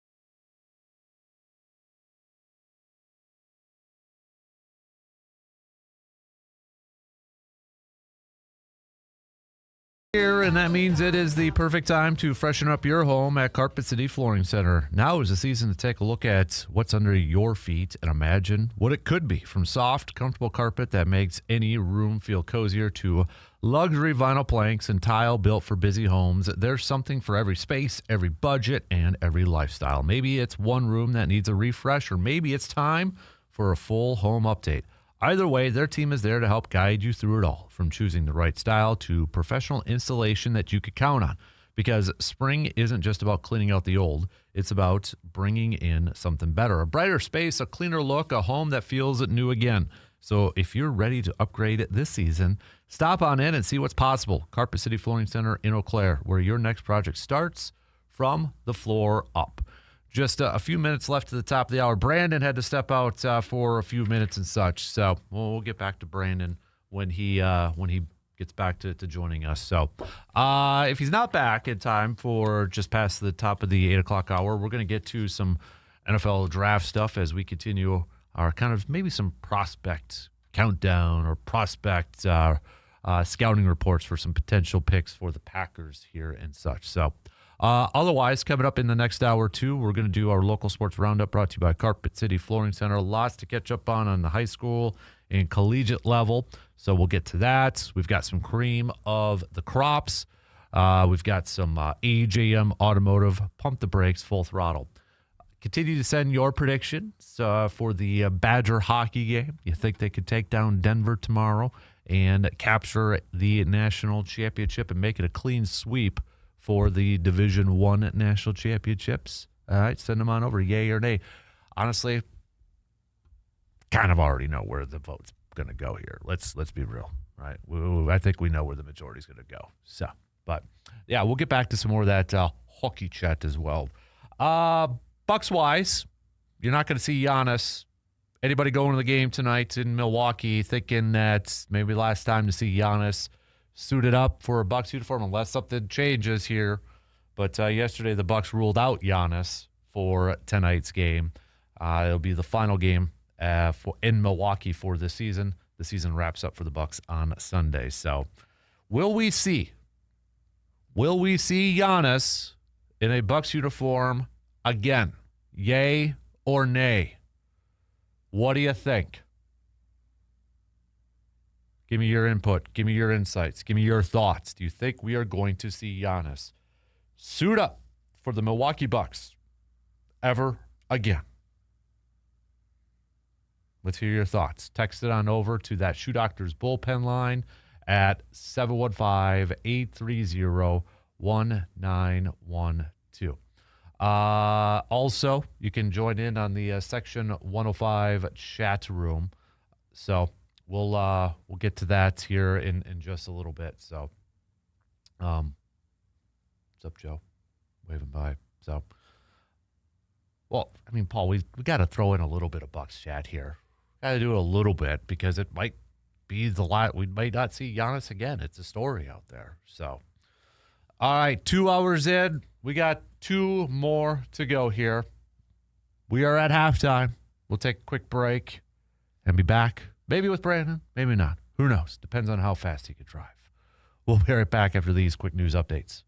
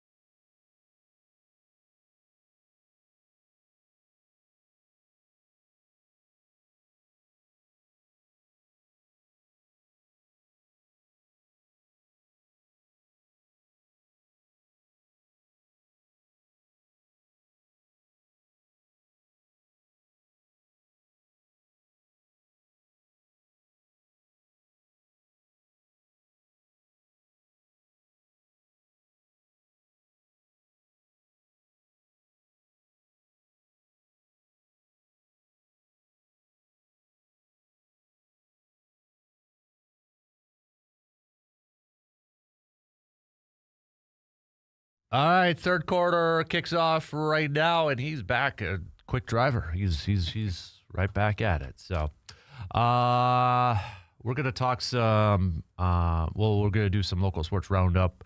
Let's do that. It's probably around 8:25. If you're good with that. You're looking over there. There's no clock over there. There's a clock right here. I thought you were just looking up at your smiling. No, I can't see my smiling face. I'm looking at it right here. So, on this screen. Okay. We got multiple screens in this studio. Nobody can see it. There is 5. Right. 1, 2, 3, 4, Jeez. 5.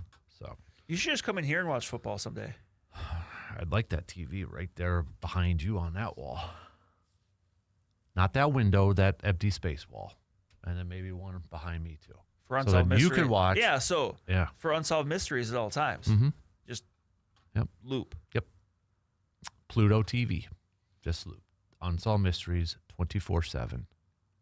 All day, every day. Even when you're not here. Yep. Like imagine it's like Saturday night here, nobody's in the building, and the only thing that's on is a TV playing Unsolved Mysteries. And you have the volume cranked so that theme song. Oh yeah. And you're just walking through it. It's gives Yep. you the chills. So, let's kick it off with a little cream of the crop. Who are you going to give your cream of the crop to?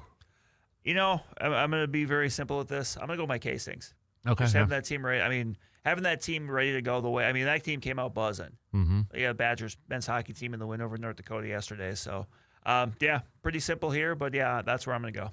That is pretty simple. And I was going to go Badger men's hockey too. So I guess we're kind of on the same page for that one. So, I mean, I'll just go to the start for the Brewer season, even after the Red Sox thing. I mean, still, solid start, 8-4. So, or how about this? Actually, I'll change it. I don't know if he's still around, but Bobby, the turtle. Bobby Or Jr. Tortoise. I don't need to upset Surveyor Sam again. Bobby Jr. Bobby Jr. I don't need to upset Surveyor about this whole ordeal. Turtles and tortoises and all that stuff.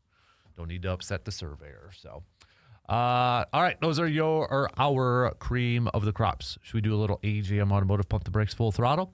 Pump the Brakes Full Throttle. We will never see Giannis in a Bucks uniform. We're not going to see him tonight. He's already been ruled out. So I would assume we're not going to see him on Sunday then. So is that it for Giannis's Bucks career? And especially after all the I'm gonna say full throttle because of that. Like I just think we've to quote Poise the Men, we've come to the end of the road probably. So you won't hear me sing him, but I was going to no. Boys, were you a big Boys to Men fan No, back in the day? I just know that's one of their songs.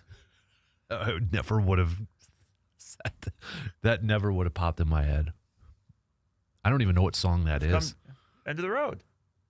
Can you sing it? Not well. The lyrics? We've come to the end of the road. That's as much as you're going to get out of me. Dang. But yeah, I tried. You tried, but yeah, no, that's it seems like there's enough noise and everything. We're just Mhm. and I think ownership has said it's going to be one of two things: either he's going to sign an extension or he's going to get traded. So do you think Pump the Brakes Full Throttle? Because I feel like Giannis is maybe more open to coming to Milwaukee than maybe the owners are for Giannis coming back. Would you say that's Probably. kind of I feel Yeah. like the decision is strictly in if the Bucks owners want Giannis back, they'll figure out a way to bring him back. But if they want to move on, Yeah. there's I Right. feel like Giannis is more open Right. to the if that makes sense. I agree. I understand what you're saying. Okay. Yeah, it was a weird week with like John Horst, the couples counseling, and I mean then Giannis's Lori Nichols' piece is fantastic, by the way, and I Yeah. don't think there's any coincidence why ESPN decided to drop a anonymous source article throughout the whole thing, painted a kind of a different picture. Yeah. Just go to the source, go to the local with Right. Oh Lori yeah. Nichols Yes. stuff on there. But same thing too. Pump the Brakes Full Throttle. Doc's done. Given his comments this week too. I'm going to say mean, full throttle. I mean, Yeah. based on his comments, and I mean, at this point, like, what have you seen that would compel you to bring him back? I had seen some suggestions, like maybe he could just because he has 1 year left on his contract, maybe like he just moves into some, basically into some like advisory role or something with the team. So like basically he could just play out the last year of his contract, but like not as the head coach. Like it just if you're whatever level you're resetting at, like yeah, it's time. Right. Like he's full throttle, just right off to the sunset and go, spend time with your grandkids and stuff like that. There was a graphic that I saw yesterday, and nope, I didn't save it. I should have saved it. But let me see if I can find it really quick. And again, I'm not one to sit there. I don't want to do that as a sports fan. Call for firings, call somebody awful, and all that. But when you really break it down from Doc Rivers' perspective, yes, he is going into the Hall of Fame this year. He has won a lot of games. But when you look at his stops and you look at his career, this was a graphic that somebody had put together. And this one hurts me back from my youth. He essentially stopped the Magic from having a super team. The whole Tim Duncan thing. Do you remember that? Yeah. Where that was the summer I was so pumped up. We all thought Tim Duncan was going to come to the Orlando Magic and join Grant Hill and Tracy McGrady. And what happened? When it was like Tim Duncan's girlfriend, wife, fiance, whatever she was at the time, asked, "Do you allow family to travel?" And Doc said, "Nope." And that was the end of it. Thanks, Doc, from what could have been. I remember buying the Slam magazines and just pumped up their Eastern Conference predictions. Orlando was one. We were going to win a championship. Thanks, Doc.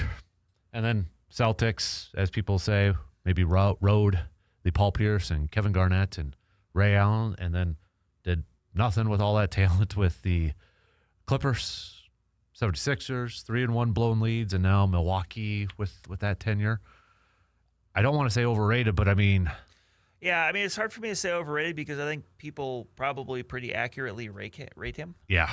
This is where I go to where everybody kind of knocks Phil Jackson a little bit because, well, look at all the talent he had. Look at all the talent Doc Rivers had. Yeah, but he won with it. Right. Then that's never apologize for winning. Right. And the other argument, too, is what were they doing before Phil Jackson got there? They weren't winning championships. Either place. Yeah. Bulls, Lakers, no. And he had to deal with a lot of egos, too. Yeah. And some weird ownership in Chicago, as we found out, and such. That's why I think there's still a lot of people who kind of dismiss Phil Jackson. Oh, you had Jordan and Pippen, and then you had Shaq and Kobe. Of course. A lot of coaches have had a lot of talent too, and they still can't win championships, right. a.k.a. Doc Rivers. Right. So I think that even just makes Phil Jackson even more impressive in my opinion. So. But yeah, I think it's full throttle. I feel like the NBA sometimes could be the NHL with coaches. Yeah, where there's Is Doc the guy, I blank out his name, who's the Kings head coach now? Or not the Kings, the Knights. John Tortorella? Tortorella, yeah. Yeah. I mean, yeah, where as far as they just kind of recycle through the same 34 coaches where everyone just kind of makes their rounds. Mm-hmm. Yeah, no, I think that's probably fair. Yeah, I saw that too with the Golden Knights. I'm like, is he just one of those just and then do it with 5 games left in the season? Why? Mm-hmm. Why don't you just at that point it's like Ned Yost and Dale Swain all again with right. It would have been like Ned Yost, and then they bring in Dusty Baker. Yeah, or no, yeah, because the next guy was Ken Maka the next year. But it's you bring in somebody. I think you kind of knew what the situation was with Dale Swain. Yeah. Versus bringing in someone that was an established many times over coach elsewhere, in the middle of the year. It's kind of like what they did with Doc Rivers. Doctor, yeah. Yep. So I don't know what I can't even imagine what this offseason is going to be like, to be honest with you. So, okay, would you pump the brakes full throttle with Doc? I think we all agree is going to be gone. Would you move on from John Horst and just start completely over? Honestly, I think I would. Mm-hmm. At this point, I think you just a complete full reset. And obviously he's another one of those pieces that, helped put together the team that won the championship. But part of the reason they're also in this position is they can't draft. Yeah. I shouldn't say they can't. They haven't. They've had more success kind of plucking guys like Ryan Rollins. Mm-hmm. They're scouting as far as maybe in the league, scouting at the league level is pretty decent because they've gotten some guys, kind of off of that. But in the last who's the last Bucks draft pick they made that actually made like a tangible Dante DiVincenzo for a hot minute, maybe. Yeah. And how long did that last, though? Yeah. Before that, it was Giannis. Or like a couple years Malcolm of Malcolm Brogdon. yeah. Like, and that's not first round, for Malcolm Brogdon. You look at that for first round picks. And I get that they haven't really had that many high picks when they've had their first round picks, but every single one of them seemingly is busted out. Yep. Yeah. Like, other teams are still hitting on those back end of the first round picks as like contributors. Mm-hmm. Hasn't happened with Milwaukee. No, it hasn't. So, all right, pump the brakes, full throttle, Brandon. For the first 2 weeks of this Brewer season, Christian Yelich has been the team MVP. I will go full throttle very slightly over Bryce Terang because Bryce Terang got off to a really good start, but doubles machine, Bryce Terang. Who knew?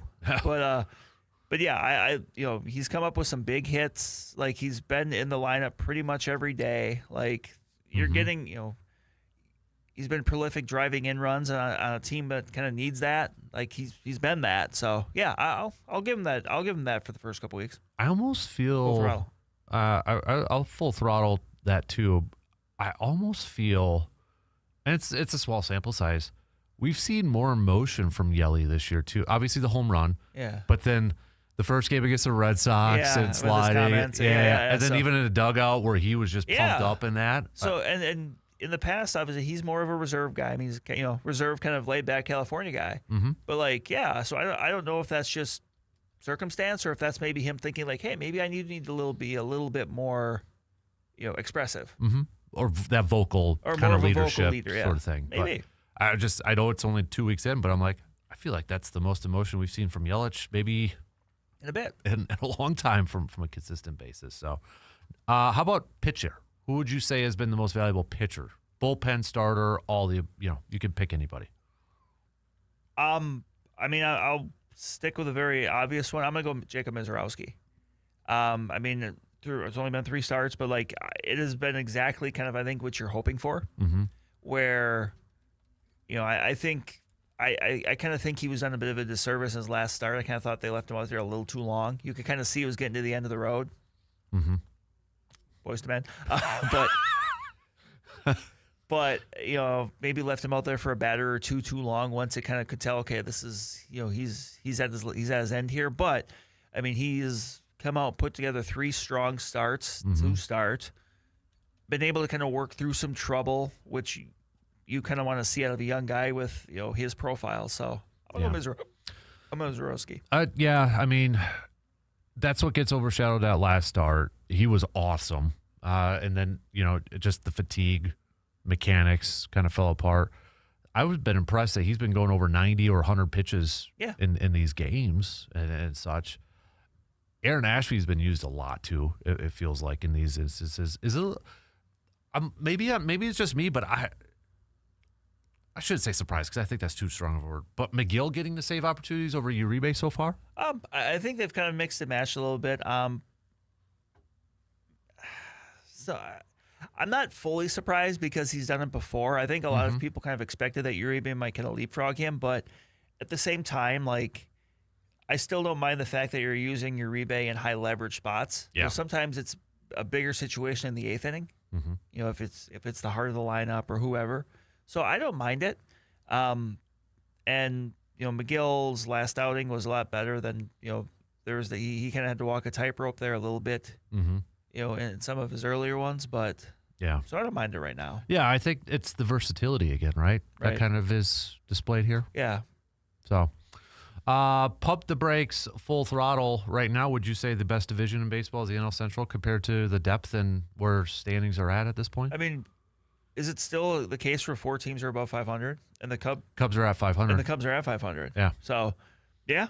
I mean, right now there's not that, I think we feel the Brewers can ultimately be that top team, but like there's not that one dominant team. The Cardinals are going to have to do a decent start, the Reds, the Pirates, the Cubs bounce back to win the series against the Rays. So, yeah, I mean, it's very competitive top to bottom. There's no that may change in a month because I still think the Cardinals may ultimately kind of be who we think they are, which is just a rebuilding team. Mm-hmm. But hey, it's a bit like the Twins. Hey, right now they got off to they're got off to a start and they got a little bit of juice to them. Yeah.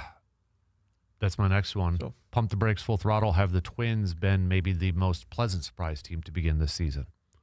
Considering I'll go full throttle on that just Yeah. because obviously, we know that, what this was coming into the year with, just the way the ownership has treated things and how it's, maybe looking to rebuild and kind of retool and all that stuff. But no, just swept the Tigers. a 4-gamer, Yeah. a broom. Yeah. That's that's cool. That's cool to see. Like the Twins are definitely one of those teams. Like I have no ill will about technically it's a rivalry with the Brewers, but it's to me it's kind of like the Bucks and the T-Wolves where it's like I just kind of like it. Yep. And then I'm glad to see that they're kind of being able to be a little bit competitive right away. It's kind of not really a pump the brakes, full throttle, but in terms of the most disappointing starts, would you say it's either the Tigers or Mariners at this point? I know Mariners. Yeah, I mean it could have. It could have been the Red Sox, but they did get the series winner of the Brewers. But yeah, Tigers. I mean, on the other end of the spectrum, I mean they got swept by the Twins. Yeah. Like they came into this year with big expectations. So Mariners were a popular pick. Yeah, I would probably lean a little bit towards Tigers more, but still, yeah. Yeah.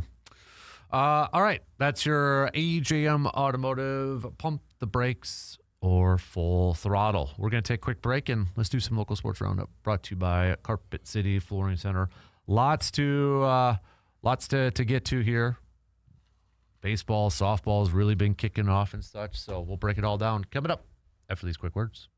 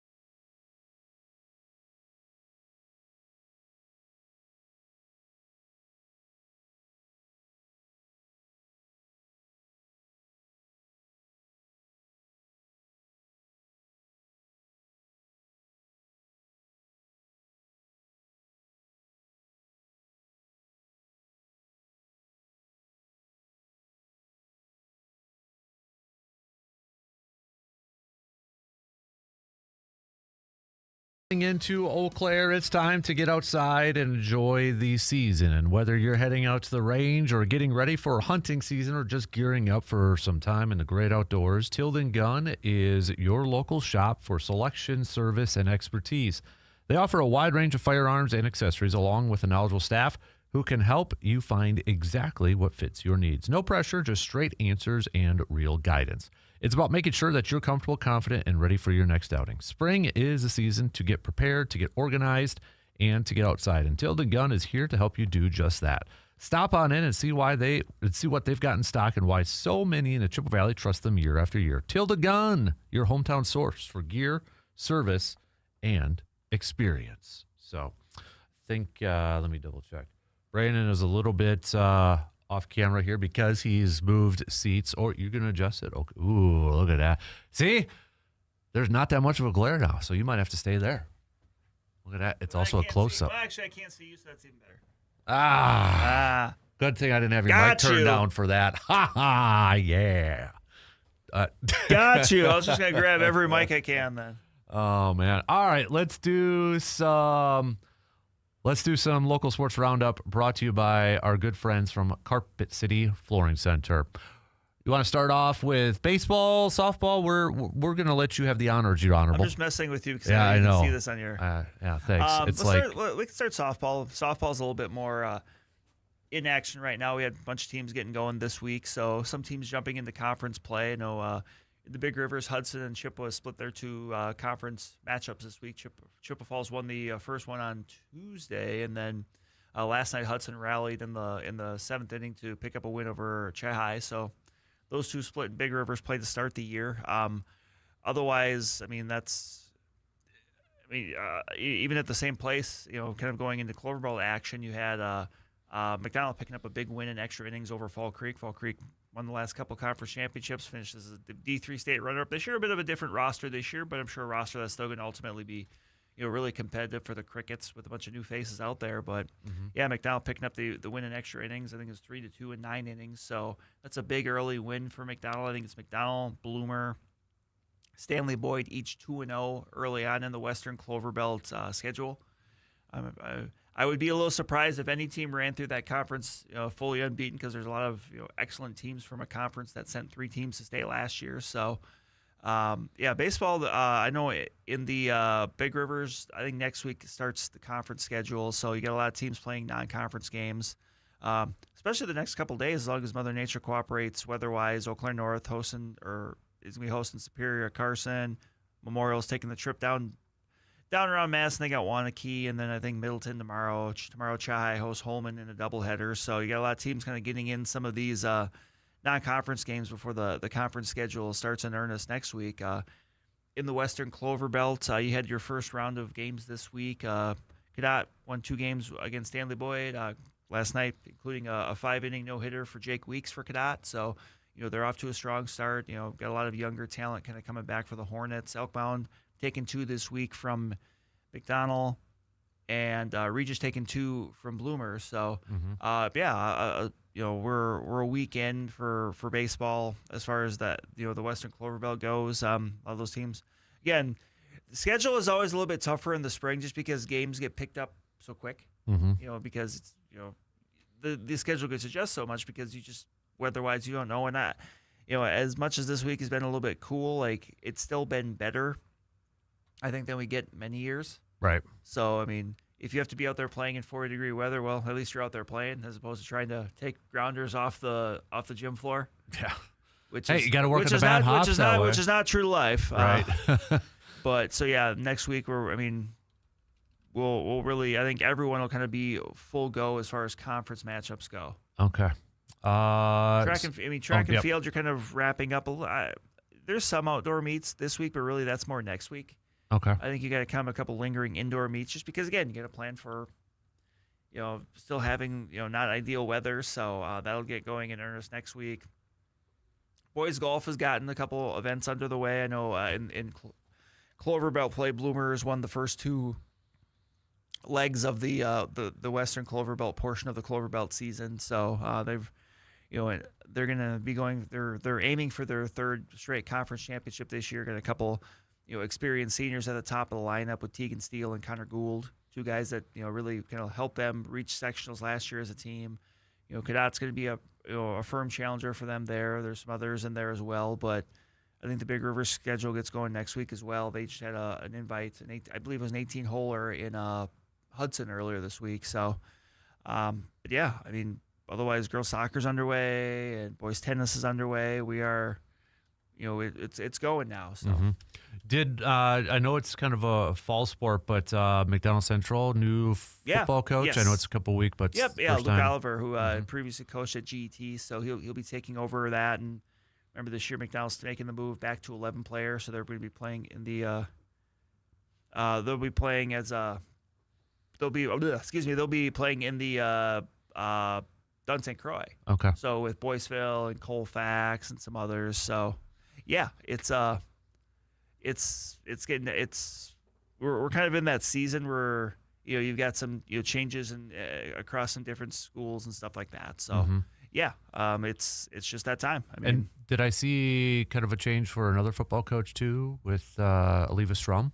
With Chad Hansen going back over to I believe I saw that on Facebook. Too. Obviously, someone that's had a lot of success kind of wherever he's been. Yeah. So, I mean, for that to happen, obviously that's a good get for the Cardinals, being able to get a good established coach that's been able to build good programs at a couple different spots. Right. Yeah. No doubt. So,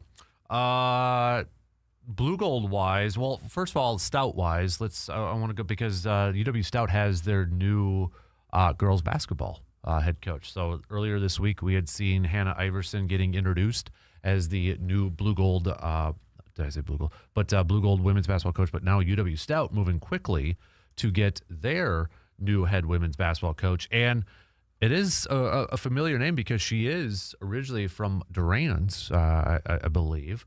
But they're moving quick, and they go to the Division II level. It's interesting. Yeah, that's a good get. Yeah, but they go to the Division II level to bring in their new head coach, Sam Clayton. So she was the coach over at Michigan Tech for the last few years. But I think that's from resume stuff. I mean, going to the NCAA tournament a couple times. She has compiled a 611 win percentage.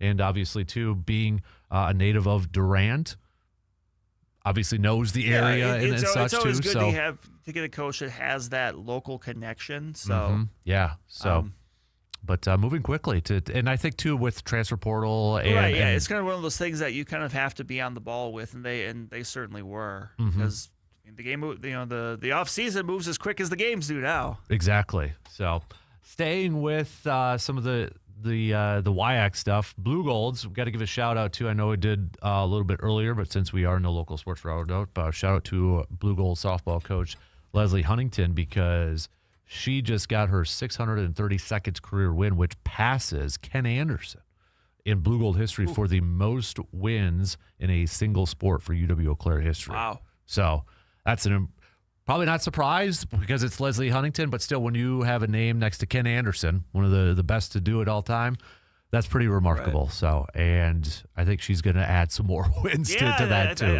I don't think she's stopping there. So. No. And speaking of Blue Gold softball, they're going to really get into their WIAC portion of the schedule now because they're going to be going up against your alma mater, UW Oshkosh, which is going to be a great series there too. So, baseball wise, Blue Gold baseball has been off to a really good start too, and now they've got a big test coming up this weekend where they're going to be taking on Whitewater. So that should be, but Blue Gold baseball under head coach Patrick Riley been off to a really good beginning to their season, 13-7 to begin the season. I know ever since they've brought back the program and such, maybe a little bit down, but Patrick Riley seems like he's got his team playing at a really high level right now too, and plus just good to see games being played at Carson Park, in April too, which they've been able to do. So elsewhere from the Blue Gold side of things, I know track and field, they're off to the Platteville Invitational. So that's going on. Men's tennis is going to be at the University of Northwestern. You got, and women's tennis is going to be at Wheaton College. Women's golf going to be taking on Gustavus Adolphus too. So for Stouts, for UW Stout, looking at their calendar, softball, is going to be going up against Stevens Point today. Baseball is going to be going up against lacrosse. So should be some good matchups over there. And then it's a full weekend. You got track and field. Looks like they're going to be in Minnesota. Plus, don't forget too, Stout flag football for the Wiz team. So flag football is going to be taking on Gustavus Adolphus. So their women's team going to be taking on Co-College, and their women's golf team is going to be taking on, or they're going to be in Illinois. Flag football, I should mention, they've got a couple games, Gustavus Adolphus and then Augustana University in Minnesota there too. So, and Concordia. So it's a Saturday full of flag football games going on. So that's kind of did you have anything else to add? No, there's a lot going on. Yeah, there definitely is. So get outside if you can, if it's not raining and cold. And what temperature-wise should be fine. It's just maybe a little bit of rain kind of popping up here too. So, but that's your local sports roundup brought to you by Carpet City Flooring Center. Let's take a quick break, and we'll be back with plenty more coming up after these few words.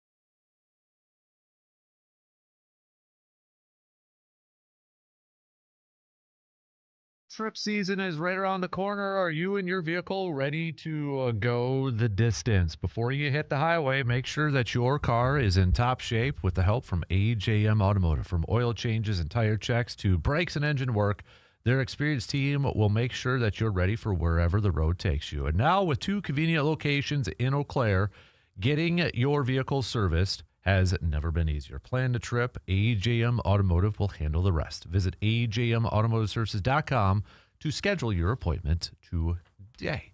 We will have to take another break before the top of the hour. Brandon went long on his segments, so just blame. I'm just kidding, man. You're good. Didn't mean to hurt your feelings. So, which mic are you going to be on now? You keep flip-flopping back and forth. You keep talking crap to me, and I'll switch every time.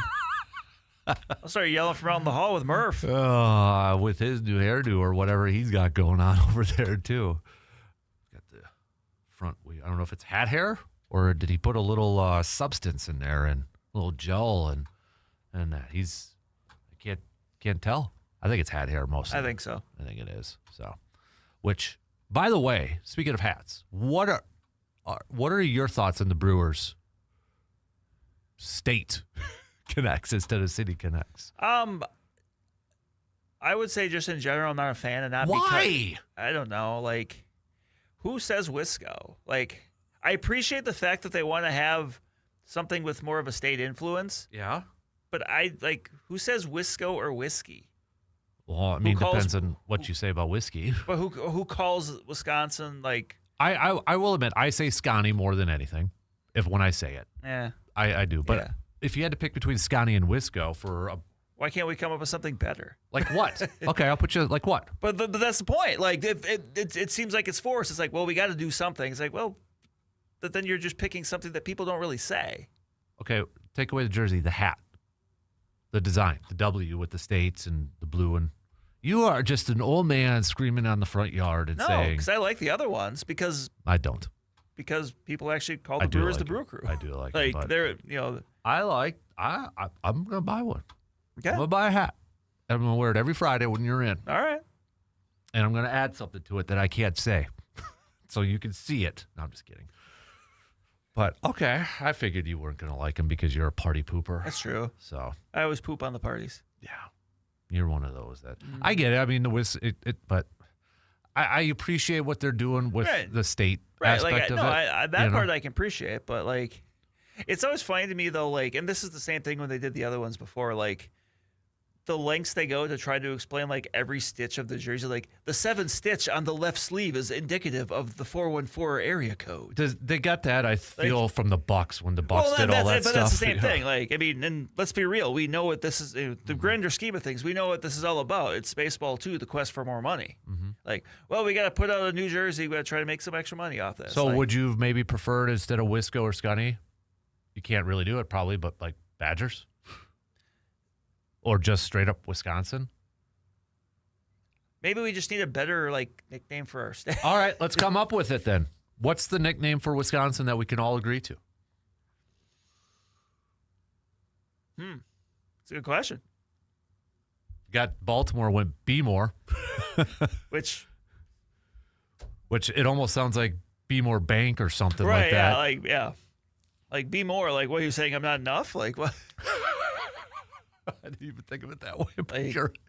Yeah. Okay, so like Green Bay, okay, Titletown, you Yeah, know, like sort of the- yeah. thing. Like if let's say if the Packers were a baseball team, they could go Titletown, they could go Green and Gold as a name. They could go. Yeah, but like, what would the Packers do? Like, if they were trying to, I mean, we know the Packers are the state's football team, but like, you know what I mean? Like, what if they were trying to do something to gravitate the entire state? Like, what would they do? I feel like they would have more success than whatever Milwaukee would come up with. Right. Just and because, and there's just that's more- not a no, knock. No, there's It's- just more. There's just more to work with. Right. Right. And I feel like the legacy, the history. Right. Like, you know, you could just easily do Titletown, and that would be fine. I feel like they could go with like Green or Gold or the Cheeseheads or Titletown Yeah, or there's- something like there's that. options. There's a bunch of nicknames that they've kind Or of Mark gone Murphy with. sliding down the hill. Wee. Okay. So what is the nickname then that Yeah, what people would- can? That's where I see people, you know, But you got like the drink Wisconsinably thing sort of thing. It doesn't really roll off the tongue. I understand but that. then that's just like almost like a sponsorship at that point. Mm-hmm. Okay. So like, yeah, but that's the thing. Like asking a question that I don't really know the answer to, but it's a valid question to ask. Like, what would be acceptable to be, across the chest where like the team is. Yeah. Yeah. I don't know what that would be. Land of 10,000 lakes, that's Minnesota, but we got more. We got like 15,000 or whatever it is. I have a friend of mine that's in the Navy that whenever he comes home, he always refers to coming home to God's country. But oh, that would be a good one. God's country. I think you just got it. I think you get maybe sign, seal, deliver, man. My arm. You have find a way to get a little Wisconsin in there, obviously too, so people kind of understand the context of it. Just put some trees from the Northwoods, like the National Forest. By the way, okay, this not to get completely sidetracked here. Yeah, we always do. But it is Friday, so remember that Bigfoot thing that we did? Yeah. So I listened to that podcast where there was a Bigfoot. I listened to the episode where this guy apparently saw one in northern Wisconsin. He bought land in there. He can't say Shawamigan. So I That's a little questionable. Yep. It wasn't even close, Brandon. It was like Chickwan again or something like that. I'm like, whoa, you do not sound from the area. Yeah, I don't know. It lost a lot of. I might have to bring the audio up so you can hear it. As soon as I heard that, I checked out. I'm like, nope. No, you've lost credibility. Yep. I was like, ooh, not cool. Not cool. Yeah. No. So, okay. That's our mission now. What's the most what is Wisconsin's nickname? What would be universal? I mean, what would be a universal name to have on the front of a Wisconsin City Connect? If we were building, if there was like World Baseball Classic, but states, what would be the Wisconsin name? Can't just be Wisconsin. That's too boring. I'm sorry. Right. We got to come up with something. It's like my little league team now is the kids are trying to come up with a different name besides Miners Orange, which I don't blame them. Yeah. Which I should say Selpton. This is like how the Mighty Ducks were District 5. Yeah. Like, why do the coach pitch and the T-ball teams get team names, but minors and majors don't? Come on. So they're arguing about what it is. You should be the Sports Talk 105.1 presents the Dan Kasper Show orange. Just have patches and logos all over. It was just you with your thumbs up. That would actually be pretty funny. So if Ducksworth is the Ducks, what would the Dan Kaspers be? It's got to be the Ghosts, probably. Yeah, that makes sense. The Ghosts. All right, we got to take our final break, and then we'll head into the happy hour here. So if you got any nominations, let me know. So, all right, quick break. We'll be back after these few words.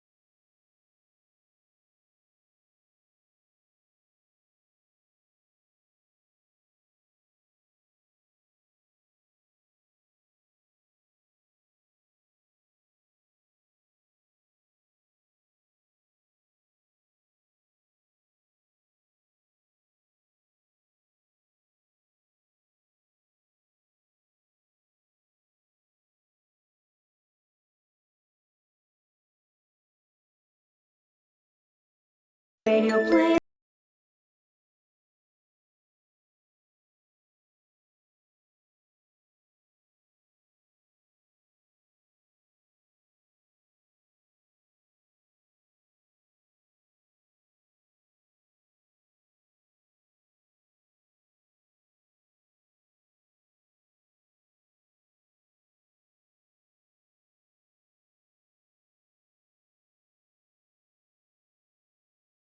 I DJ'd a when I was working at the Y, a Valentine's Day dance for the kiddos. So just saying. But really quick, we've had a couple. Mark said Beer State, which I don't think a pro team probably because kids are going to wear. They want kids to wear the stuff, so that probably wouldn't go on there. Kyle says Timber Rattlers got it right with Udder Tuggers. I think kind of the same thing. Pro teams probably not going to don that, but. Brad and I both agree. Tim in the Cooley region you got nailed the winner. It. He nailed it, and I'm mad at myself. I didn't think of it. I was just going to say that. It's just perfect. It's perfect. Dairyland. Yeah, Dairyland. Dairyland. Dairyland. Why did we not think of that? Just Dairyland across the chest. Yep. Son of a gun. Yep. It's right on our license plates for crying out loud. I know, yeah. Well done. Hello, Wisconsin. Yeah, let's give Tim from the Cooley region a round of applause. Dude got it right. Yep. Nailed it. So we've got to figure it out. Yep. So let's get a hold of Mark and the marketing team. And Nike, because I'm sure that's a primary driving force. Yep. So maybe next time. Yeah. So, but yeah, that's why did we not think of that? No, it's so many times in life you see like the perfect answer is like the obvious one. Mm-hmm. Yeah, that's great. Yeah. So nice, Tim in the Cooley region. Good for you, Tim. Good work. Yes. I better do this just in case before I get. All right. Yes. Thanks, Matt. I got ink on my arm tattoo, so appreciate that. Did you really? Yeah, it's right there. It's got a thing on the cover, so it kind of looks blotchy. But okay. Yeah. But yeah, it looks a little blotchy. But I'm sure that'll go away. It will. Yeah. I want to take this thing off, but apparently I have to wait till Monday. I don't know why. I just follow. Did it hurt? No. It's my second one I've gotten. The other one was 15 years ago. 15 years ago. That one's in there. What'd you get? Let's say it was after Super Bowl 45. Okay. It's a G. It's a Packer okay. G. Yeah. Oh, that was a Frank Zombo. Yes, that should be it. Yeah. What's the most embarrassing tattoo anybody has? Keep it clean. Ooh. So, I know C-Bomb is copped out of his Philadelphia Eagles one that he was supposed to get from a stupid bat. C-Bomb, a.k.a. Chadwick Thurston Howell III, as we call him now. I'll tell you why off the air. Why would you even contemplate making a bet that would involve a tattoo? Oh. No. Because you're not getting it now, and now you look weak. I don't care if the person said you don't have to do it. You got to honor a bet, don't you? If you make a bet, you got to honor it. Or you've got to do something that's of equal value or greater to like eating a hot wing challenge. Not just one. I mean, I'd say probably 20 of those from the VFW to really, because tattoos, I know they're technically not permanent, but kind of permanent. So you need to have a different kind of permanent pain. Yeah. And maybe it's ghost pepper flavored. Yeah. Yep. All right, Shot Clock's going to cut us off. So we're going to have some news updates, and we'll get back to some more nonsense coming up in the final hour because that's what Bray and I do best. Plus, I've got an idea that I told you about, but I'm going to throw it out to the listeners, see what they think too. Something involving the summer. So, all right, news updates. We'll be right back after these few words.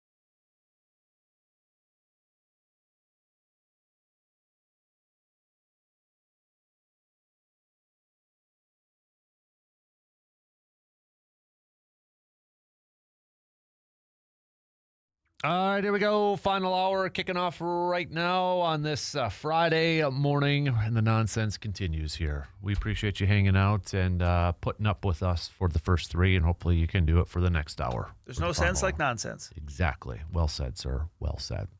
All right. Hey, really quick, this was something early in the week, but I got to ask you.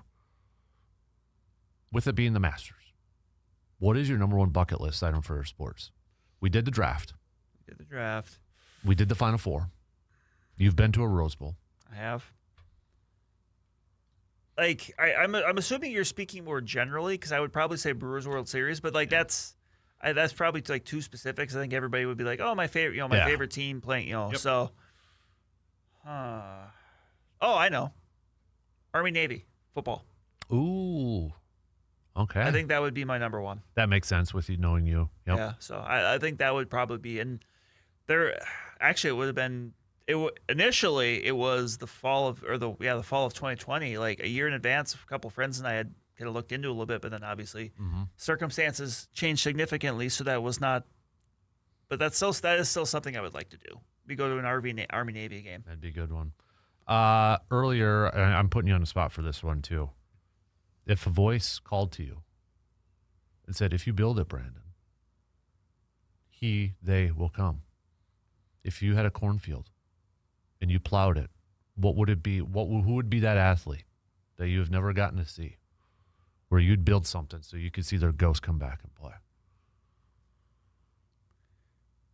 I'm putting you on the spot there, man. You are trying to rifle through my head.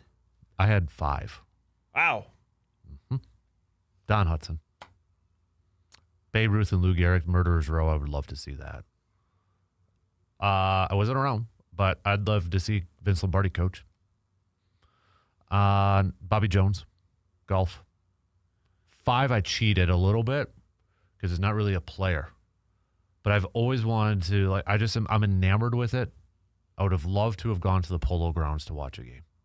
Yeah. College football or baseball or whatever. So that was kind of like if I could build the Polo Grounds and watch some games or something. I don't know. Like, I'm trying to think of, like, okay, who's someone like... I mean, I think just the first name that kind of popped in my head was Jackie Robinson. Okay. Which is actually... it's weird you say that because today is when the anniversary of when Brooklyn bought his contract from Montreal. Yeah. So it's just kind of weird that you said that because that was my sports and I didn't even history. know. I haven't seen that either. So, that's the first one that popped in my head because I'm trying to think, like, football. But, like... Because, like, there's people I'm thinking of. I mean, obviously, because the Vikings history doesn't go back as far as Packers. I'm like, Brent Tarkins is still alive. So, right. Like, you right. know, mm-hmm. So I'm trying to think. And I just. A lot of it, too, is like, baseball-wise, I wouldn't mind seeing Honus Wagner. I just want to see old school, like, what it was like and kind of compare. Like, if I could hop in a DeLorean, I always say that phrase, but if I could hop in a DeLorean and go there. And then who's the other one? Baseball, nobody liked him. Thank you. Just to see how bad it was. Like, if you hear stories and that, but we don't have the video, but I want to actually see it, you know. You want to experience how much of a jerk Ty Cobb was. Yes. I want to know was it that bad or, you know, that's kind of the stuff I was at. So just something fun. I thought it was a good kind of. No, it is. It is. Like, it's got me thinking, but I'm like, I mean, I am really kind of trying to scan my brain, but. So it kind of relates to something I'm thinking about doing during the summer. Now, I texted you yesterday. I said, remind me to ask you about this. But I'm going to throw it out because I want some feedback from listeners. And I did. I texted you like 10 minutes later and reminded you to think about this. You did. So as we know, it's the 250th birthday of America, July 4th. Yep. I did the math, and I double-checked it because you know me in math. From June 1st to July 3rd, weekdays, each day on the weekday, it'll equal to 250, but 10 per day of the top USA sports moments of all time. Not rank them, but just because that'd be kind of hard. Yeah. But just highlight a total of 250 USA sports moments. What do you think? Wow. I mean, that's a lot of work, Mm-hmm. but no, it makes sense. Like, it's the timing is right, like it's the time to do it. I mean, there's going to be a few that are going to be like clearly obvious in there. That's why I don't think I can rank it. Yeah. Because this will be a list that I probably will ask you for your, like, give me a list of what you think should be in there. I just think it's going to be too hard. Yeah, to like rank. how you going to, what's the difference between number 98 and number 99? Right. Yeah. And 80 Olympics, obviously. Right, Team USA is going to be on there. And you look at the first Super Bowl, historical stuff like that. And you mentioned Jackie Robinson. Those are big American USA moments. And I did the math. You could do 10 per day each weekday leading up to July 3rd. Yeah. And it would be 250 on the dot. 50, because 50, 50, 50, 50, 50. Mm-hmm. So that was the idea Okay. I threw out there. Kind of maybe thinking more for like the Man Cave pod, but teasing it on the air a little bit. Yeah. Like doing a couple and then to hear the rest, Mm-hmm. go to the pod sort of thing. So, okay. Yeah. All right, just throwing it out there, see what others pick. And if eventually I will open it up so people can throw in nominations because I'll need help thinking of 250 of them. I mean, there are 250 events, but the top 250. Yeah, like what are the Like we said. the cream of the crop? There you go. Yeah. There's the clear obvious ones, but once you kind of get down the list. It's one thing to say, oh, there's 250, but then when you sit down and start jotting down, it's like, oh, that's a lot. I don't think I could do 250 straight up Wisconsin, but again, it's America, so it's America's birthday, not 1846. So. I have one for you off the air. Okay. All right. Color me intrigued, sir. We'll see what that one's all about. But all right. See if anybody thinks that's a decent idea, if they'd be interested in listening to that. So yeah, I'd put it together. I'd want your help. I might bug you like, hey, what do you think of this? And you're like, dude, that's like 275. Yeah, that's not 250. That's minimum 283. Like, what are you doing? Bum. Do you not know anything? Come on. So, speaking of the draft, it's 2 weeks away. I was thinking about this at the stop of the hour. Like, I'm like, wow, we're like less than 2 weeks away from the draft. Like, it's one of those things where, like, I will say this. For me, within the last week or two, it's really hit because I've started doing, and spoiler alert, I'm going to have some stuff coming up here in the next couple weeks on Jack Strand, Bloomer native, who is potential draft pick. I'm going to be chatting with him this weekend. And I've already started talking with some other people. I'm putting together a couple different stories on him, his journey to go from, a kid playing quarterback in a double wing offense in Bloomer to a NFL draft prospect. Mm-hmm. Yeah. That has a shot at getting drafted.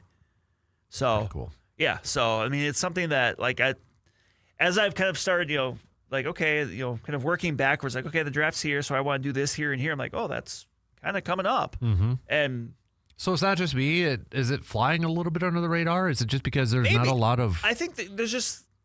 We can be honest here. Like, it's not the strongest draft, I don't think, as far as talent goes. I will say at marquee spots. Yeah. I mean, and Fernando Mendoza's number one. Like, I know that for a second there was a conversation about Ty Simpson, but I mean, I'm not taking that bait. Yeah.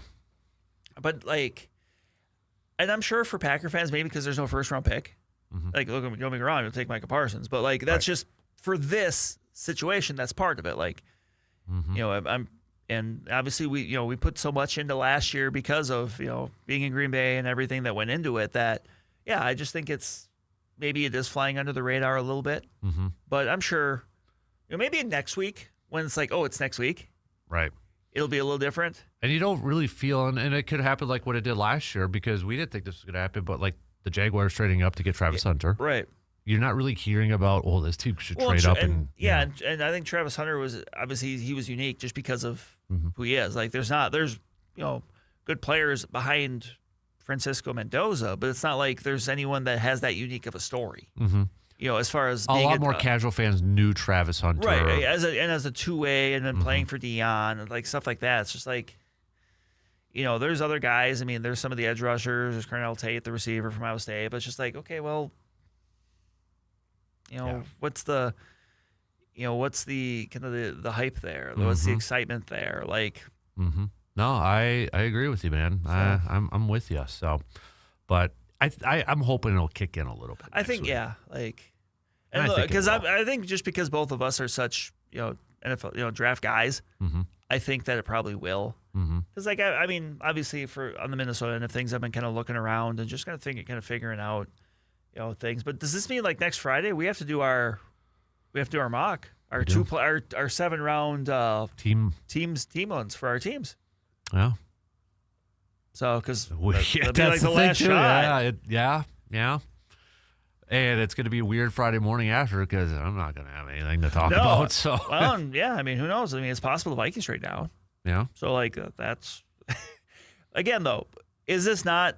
It's much better that it happened this way than if the Packers would have had a first pick last year. Yes. Remember that because that was a talk leading into it. Like, what if they trade out of the first how round and all that? and then obviously for Packer fans, excitement went from to super excited once obviously they drafted a receiver, but yeah.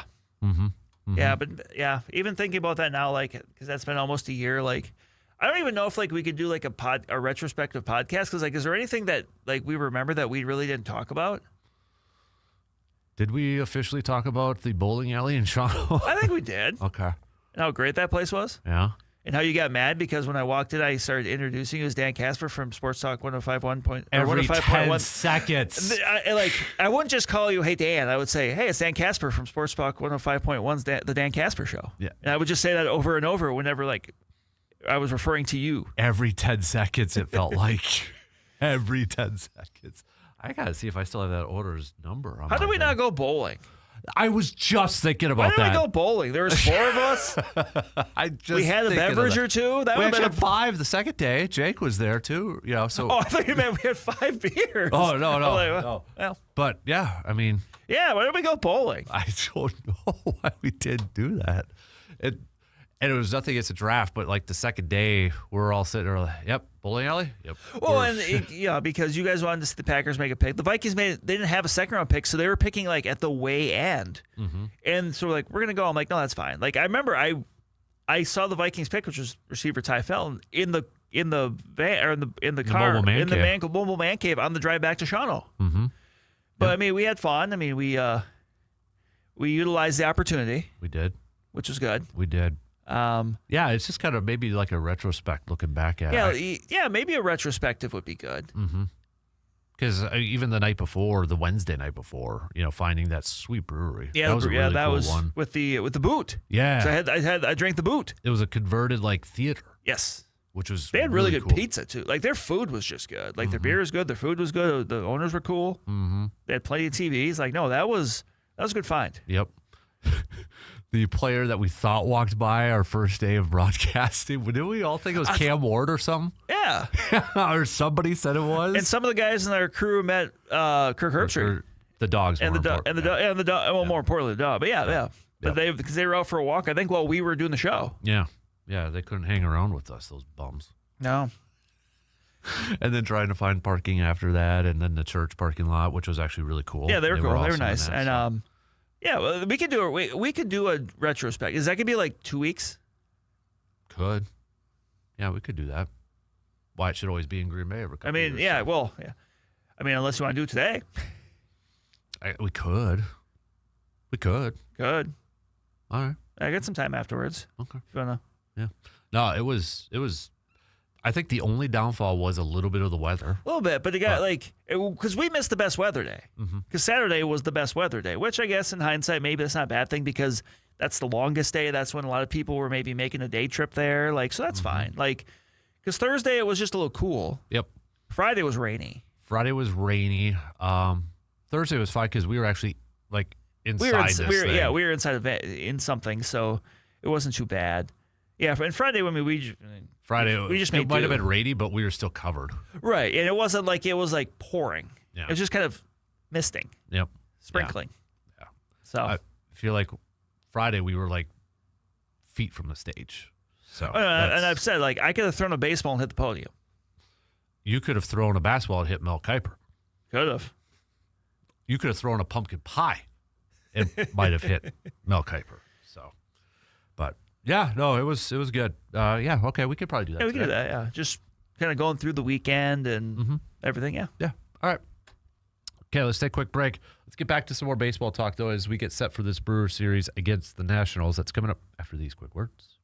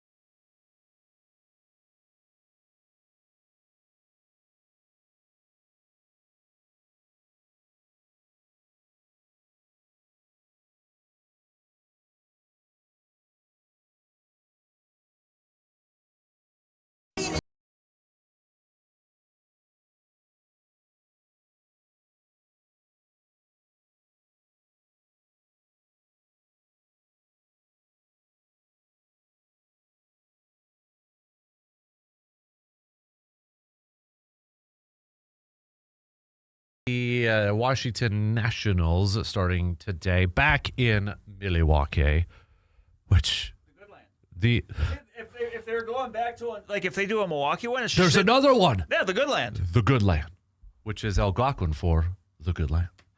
We came up with 2 Son of a gun. that were better than the brain trust at Nike. Well, not we. No, I'm including Collective, Tim. No, yeah. Collectively as a group, Yes. we have come up with 2 that are better. That does damper me wanting that hat now. It does. Son of a gun. Because I would get a jersey that said the good land on the front. Oh, heck yeah. Come on now. I still need a frozen pizza swag. Yeah.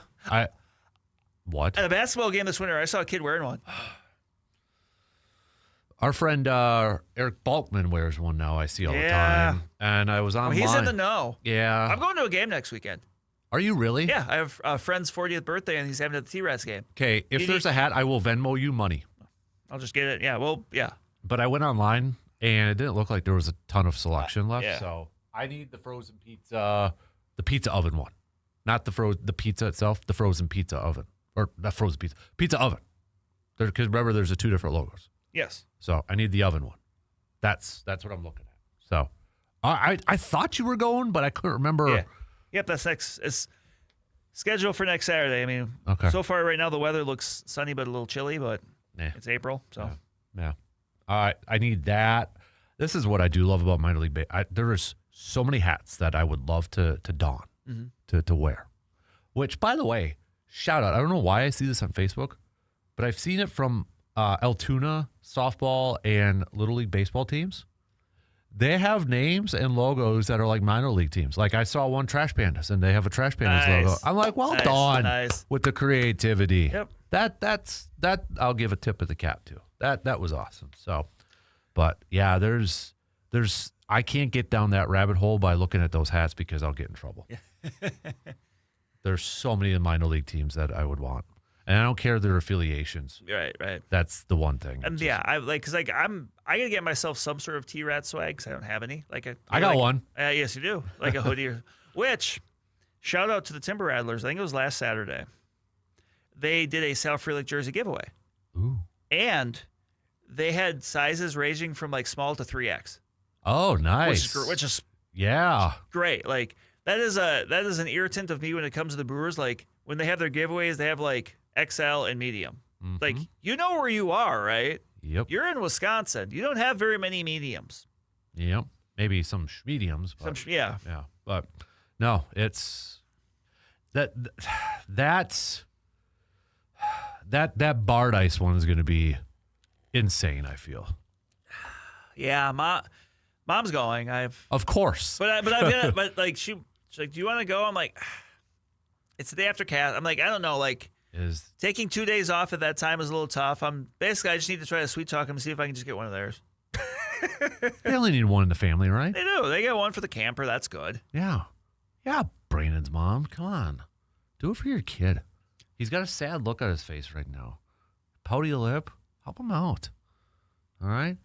Do I need to remind you, Brandon's mom, he did win you a Jordan Love jersey a couple years ago. That's true. So I generally don't like to tell people maybe you owe me, and I don't think she does, but if I have to play that card to get bar dice, I might do it.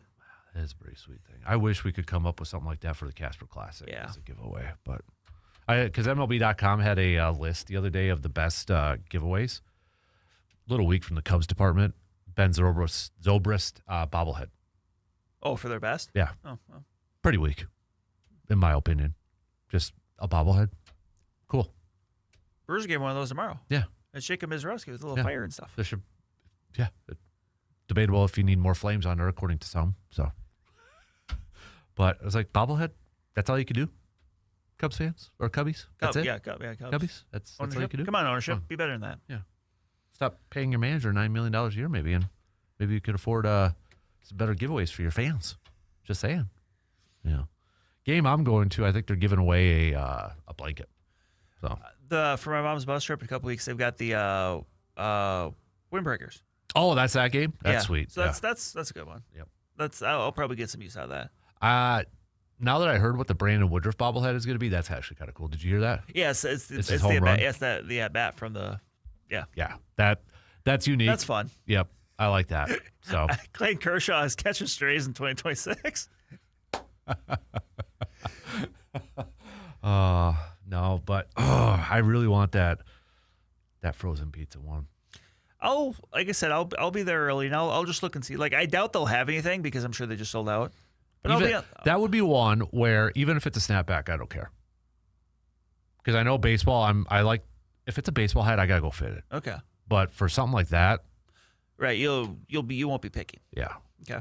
But I got to admit though, ever since Tim said Dairyland, it did ruin the Wisco thing for me now a little bit. And again, if you want to do another Milwaukee run instead of Brew Crew, The Good Land. the Good Land.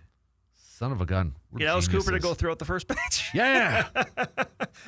Absolutely. Make it around a concert. I don't know if they'd have them for Summerfest, whatever. Yeah. What's the one that they do down in? Is it Summerfest? Yeah, Okay. Summerfest. Yeah. Bring him on for a day, and then he goes over, and yeah. There, we just planned it all for you. You're welcome. But that would be a good one. Yeah. Oh. All right. So speaking of, ooh.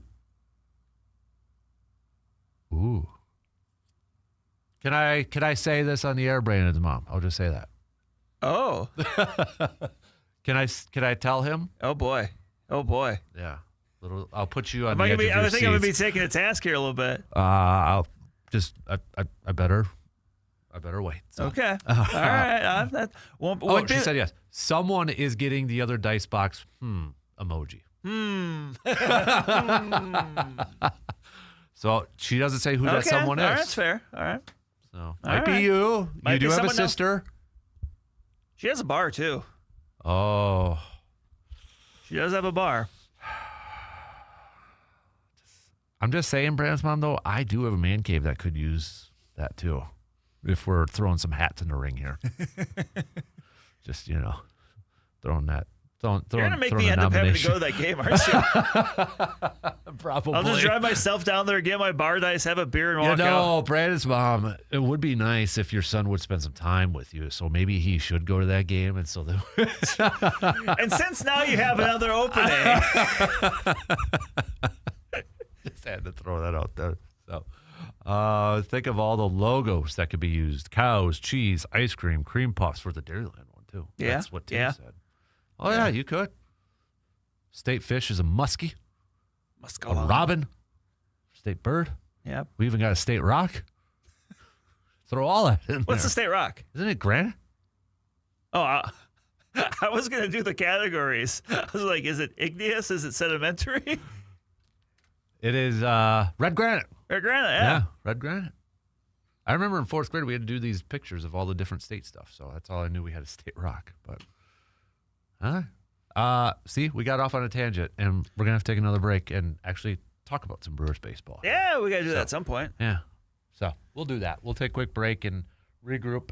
We'll be right back in just a couple minutes.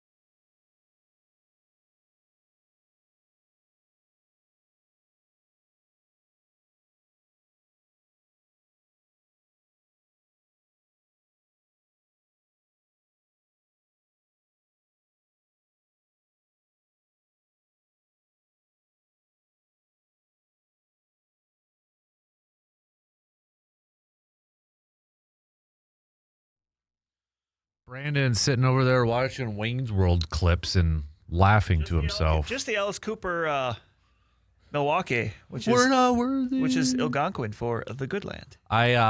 It was that movie where in third grade, I told my third grade teacher, Mr. Waller, shout out, that I was a Alice Cooper fan.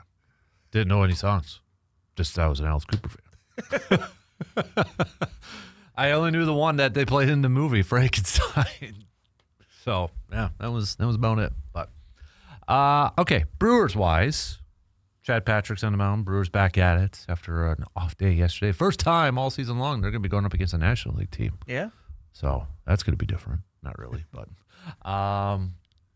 we'll get to picks coming up here in just a little bit and such. But how concerned are you about Bryce Terang with dealing with a little tendonitis with that ankle and such? I mean, it sounded like he said he's going to be back in the lineup.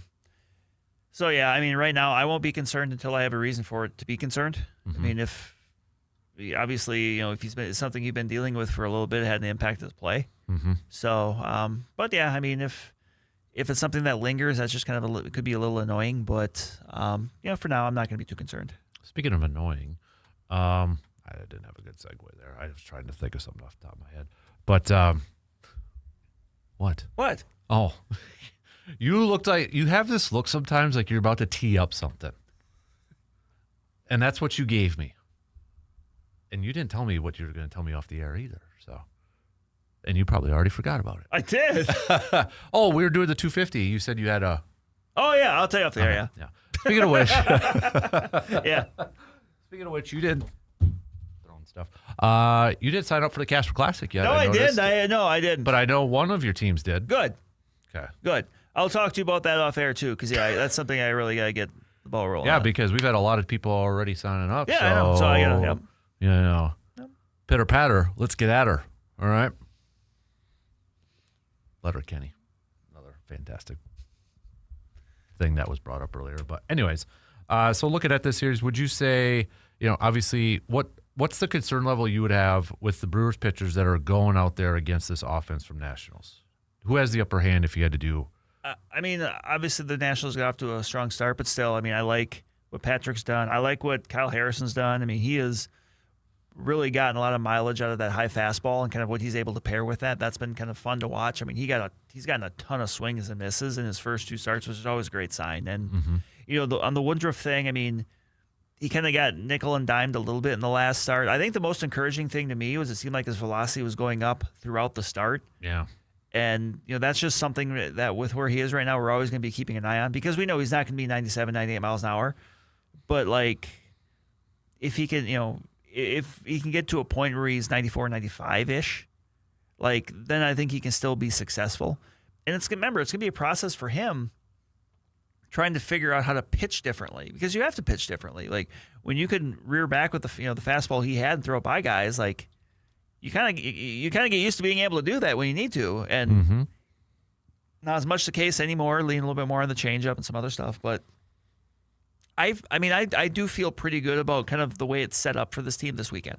Okay, all right. So staying with the pitchers side of things. Okay, so correct me if I'm wrong. Was Brandon Sproat one of your picks? It was. Okay, so and I'm not knocking it, but no. What have you seen from the first two games that? Is there a concern? It's still too early and such. Is it just, it's a younger pitcher. He's going to have these ups and downs. I think it's part of that. And the interesting thing is because he's been a little wild, and that really wasn't his thing when you go to the minors. It'd be like, if Jacob Mizorowski had anything like that early on in his career, which he did, you would say, okay, well, that he's done that before. Mm-hmm. But that hasn't really been the case with Sproat. So I don't know if it's.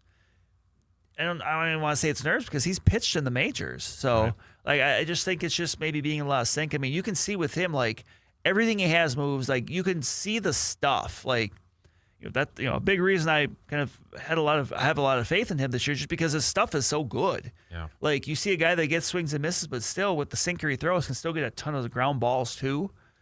I just think for whatever reason, it's just been a little bit out of sync for him. You go to the first, you go to his first couple starts, and it hasn't been where you want to be. But I'm not too concerned, and we'll see what him getting kind of skip this turn or whatever it is ultimately what that is. If that's just them kind of giving him a couple more days to kind of, reset, or if, maybe it's a move to the, to the minors or whatever. But like, I'm just seeing a guy that's just not quite in sync yet. Mm-hmm. On the flip side, has Kyle Harrison impressed you in his first, maybe? Yeah. Like I mentioned, the being able to get a lot of mileage out of that fastball up. Yeah.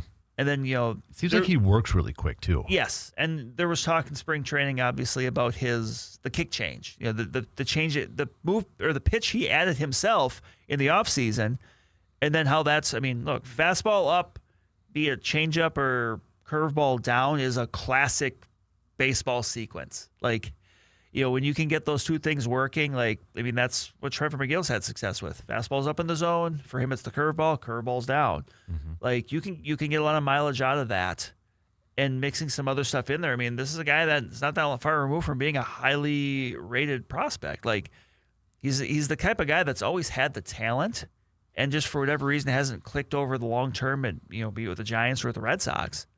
So, yeah, it's been really encouraging to see what he's done so far. Mm-hmm. And then obviously we saw a little bit of drone, but he's getting set back down. He was set back down. Sprout's turn, as we mentioned, is getting, he was going to start this weekend, but that's getting missed and such. So, which, the doubleheader probably kind of threw a little bit of a wrench into everything. I do too, because remember, he didn't even start the second game. Right. Logan Henderson did, and he just came in as like a bulk guy. So, I mean, I could see them just maybe giving him a couple extra days because of that off day in there. Mm-hmm. Keep in mind that, throwing Chad Patrick, he threw last Saturday. Yeah, because he threw game one of the doubleheader. So he's still, those three pitchers are all getting the benefit of, an extra day worked in there because of the off day. Right. So you can kind of do that. If you want to do that and then come back Monday, in the next series and say, okay, Brandon, you're going to go this day. Then you give him 9 days. And then I don't even think it's so much of just like fatigue. It's just a mental reset a little bit. Like, if that's what they choose to do, I think that would make a lot of sense. Right. All right. We got to take our final break, and then we're going to make some picks. We've got baseball games, the final Bucks games. We do. We've got the hockey. Hockey. Who was your pick for the Masters? Oh, I had Xander Schauffele. Okay. Who'd you pick? I didn't pick. Of course you did. I did. That's Justice's territory. So what? And I can't pick. I didn't pick one before. And You had me pick a Daytona 500, and that's not my territory. Yeah, but I picked. But that's a. I have no outcome. I always talk myself into a corner there. I'm like, I'm just gonna cash my chips out now while I'm only down a little bit. Oh, by the way, it's still save leaders, Burns and Rory, 5 under. I picked Bryson. No. Everybody picked Bryson, and good because he's 4 over. Well, him and his homemade 5-iron, which I've always wanted a 3D printer. Probably not to that level where I can make a golf club with it, but still, I feel like he did that before, I thought, too, or somebody made some like a couple years ago. But kind of surprised that if it hasn't happened before, I'm kind of surprised it hasn't. Yeah. All right, we'll take a final break, and we'll finish it up with some picks coming up after these few words.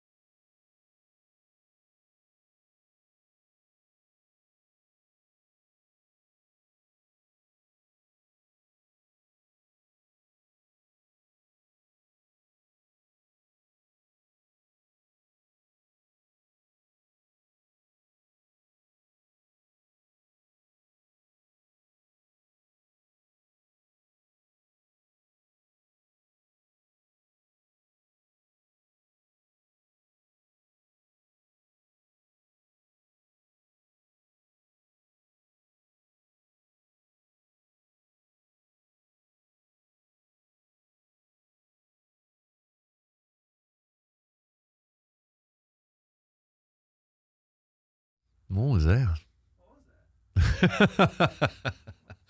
Nice. All right, let's wrap up this nonsense. So, for sure, final answer, we're going to do a pod after this? Yeah. Okay. Yep, I'm good. All right. So, We'll here's do a plug.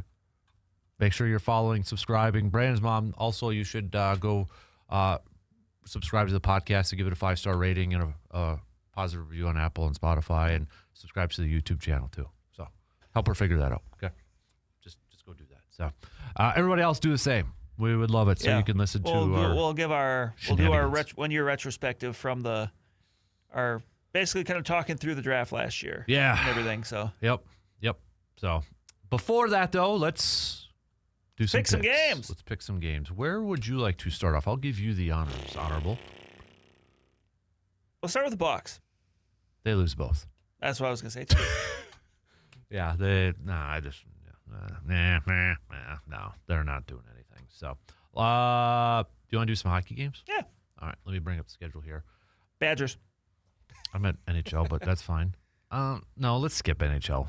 Because it's kind of the end of the year too. Like baseball's easy. We could just do the series. we do the series. So let's just do that. Okay, starting again. We're picking the series. The Pirates taking on the Cubbies. Ooh, I'm going Pirates. Screw it, I'll go Pirates too. Take that, Cubs. Pirates.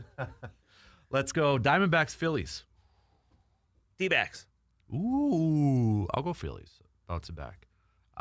Miami versus Detroit. Benvenido a Miami. I'm gonna go Miami though. How did I not play any Will Smith today?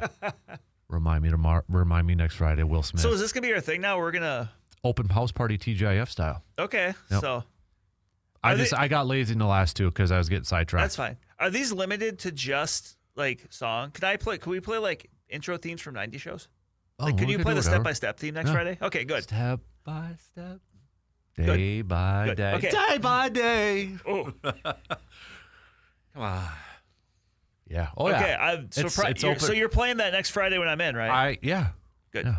Like I remember as a kid listening to 95.5 WIFC in Wausau, open house party, John Garabiti. It was awesome. So we're gonna do our TGIF open house party version of just random dance party music and TGIF songs. Jock jams. Jock jams. Y'all ready for this? There it is. Hit me. Pump the jam. Pump it up. All right. Miami or Detroit for you? Detroit. Let's go Angels and the Reds. Reds.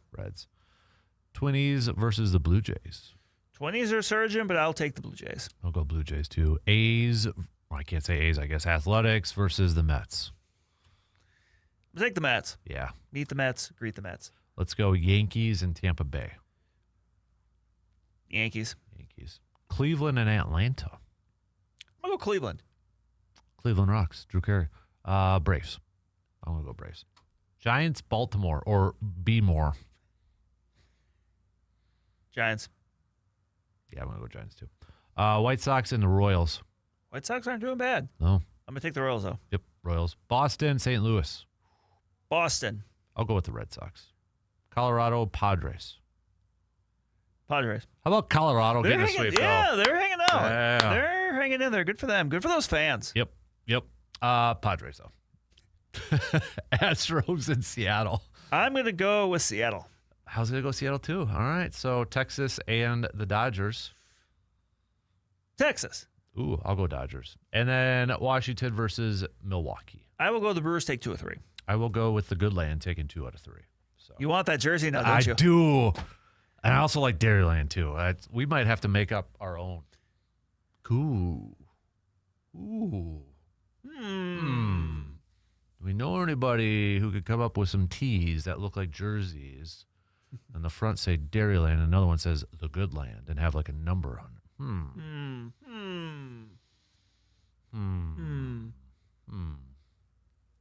Anybody out there in the printing business that can do that? Possibly. So, all right. Badgers, hockey, Denver, John Denver. R.I.P. Rocky Mountain High, Colorado. Let's go Badgers. Well said, sir. Well said. Yeah, Badgers. Why not? Let's go with with the Badgers. So we did not come up with Dairyland. That was Tim. No, in the that was Cooley no, region. that was Tim. That was Tim. Like I said, we are just treating this as a collective. Yep. You know, we're all sharing the credit on this, not just for Tim's great idea, but also for I feel like my pretty good idea of the good land. So, What a humble brag. but we're sharing. I'm sharing it. Okay. We're sharing But we were both jealous that we didn't come up with infinitely. Dairyland. Infinitely. That was. I like Tim's better than mine. Well, that one just fits the state. It That does. That Like I answers the said, state one. If you're doing the state route, that's the route. If you want to do another one, Milwaukee based, The good the land. good land. God, we need both of those picked up. We need both of those made. We got to find somebody that can make some Better quick just tee get some, jerseys. just get some connections to Nike and just say, hey, next time, boom, you're set for like the next 8 years with us. Yeah, really, Boom. we really are. I said boom. That means it's done. Boom. What was the other one you said about Illinois? Oh no, it was the Illinois people would rather be here. But that's just too long to fit on the front of a jersey. You could make it the slogan, maybe. So we need a slogan. Illinois people would rather be here. Oh, that was a good one too. I like that. But yeah, I think that's a promo in the making. Just don't know. There's the idea. Just don't know how right. to. Right. We just got to figure out like the color scheme and the design stuff. But Yeah. Hey, if anybody's good at graphics and designing that, try not to chat GPT it, because I could do that too. So, right. Yeah. and I feel like this deserves. We want to open up the creative envelope here. Well, and we want to give it the effort that it deserves, because Right. these are two fantastic ideas. Yep. And then we can do something with that. Yep. Oh yeah, man. We need the short version logo though for a hat too. So I mean, would the Yeah. hat for Dairyland just be a D and an L some sort of way? Yeah, and that's going to take a little bit more work. You'd have to, I think, have the state's logo. You know, the state like. Well, my outline thinking, on it. because when I ever think like America's Dairyland, the first thing I think of is the license plate. Yeah. Like, is there a way you could almost do like an outline of like the color scheme of the license plate, Ooh. and then like the state logo, something like I that? don't know. Let's. I don't know if we have any creative people listening right now that can pop up Adobe and do something or whatever. A little but- Photoshop in there, a little, yeah. a little I think we're onto something. And acrobat. the more we talk about this, the more people are going to run with our idea and probably make a boatload of money and retire by the time they're 35. Don't do it. So We're already over 35. You can't do that. exactly. So, all right. Shot clock is going to cut us off in 1 minute. So we are going to shut the mics off and then turn them back on. But you can't hear us because we're going to record a new episode of the Man Cave Podcast.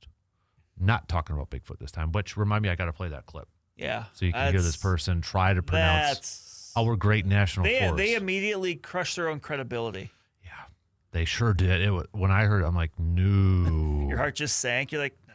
Yeah, that was You're like, I want to believe, but you're no. not helping me. Nope. And no, I couldn't do it. So, but check that out later on this morning. It'll be up YouTube because we'll do the video of it, and the audio versions are going to be up too. So we're going to have fun with this one. But if I had something to give you, Tim, tip of the cap. Matt on YouTube did say he's got to buy you a Frosty one for that. So he likes it too. There's something there that we got to figure out. Something there. All right, Shock, let's cut us off. Have a fantastic weekend, everybody. Hopefully Monday morning we're talking about Brewer Series win and national championship from the Badger men's hockey team. Have a good one. Same place, same time, Monday morning. Talk to you then.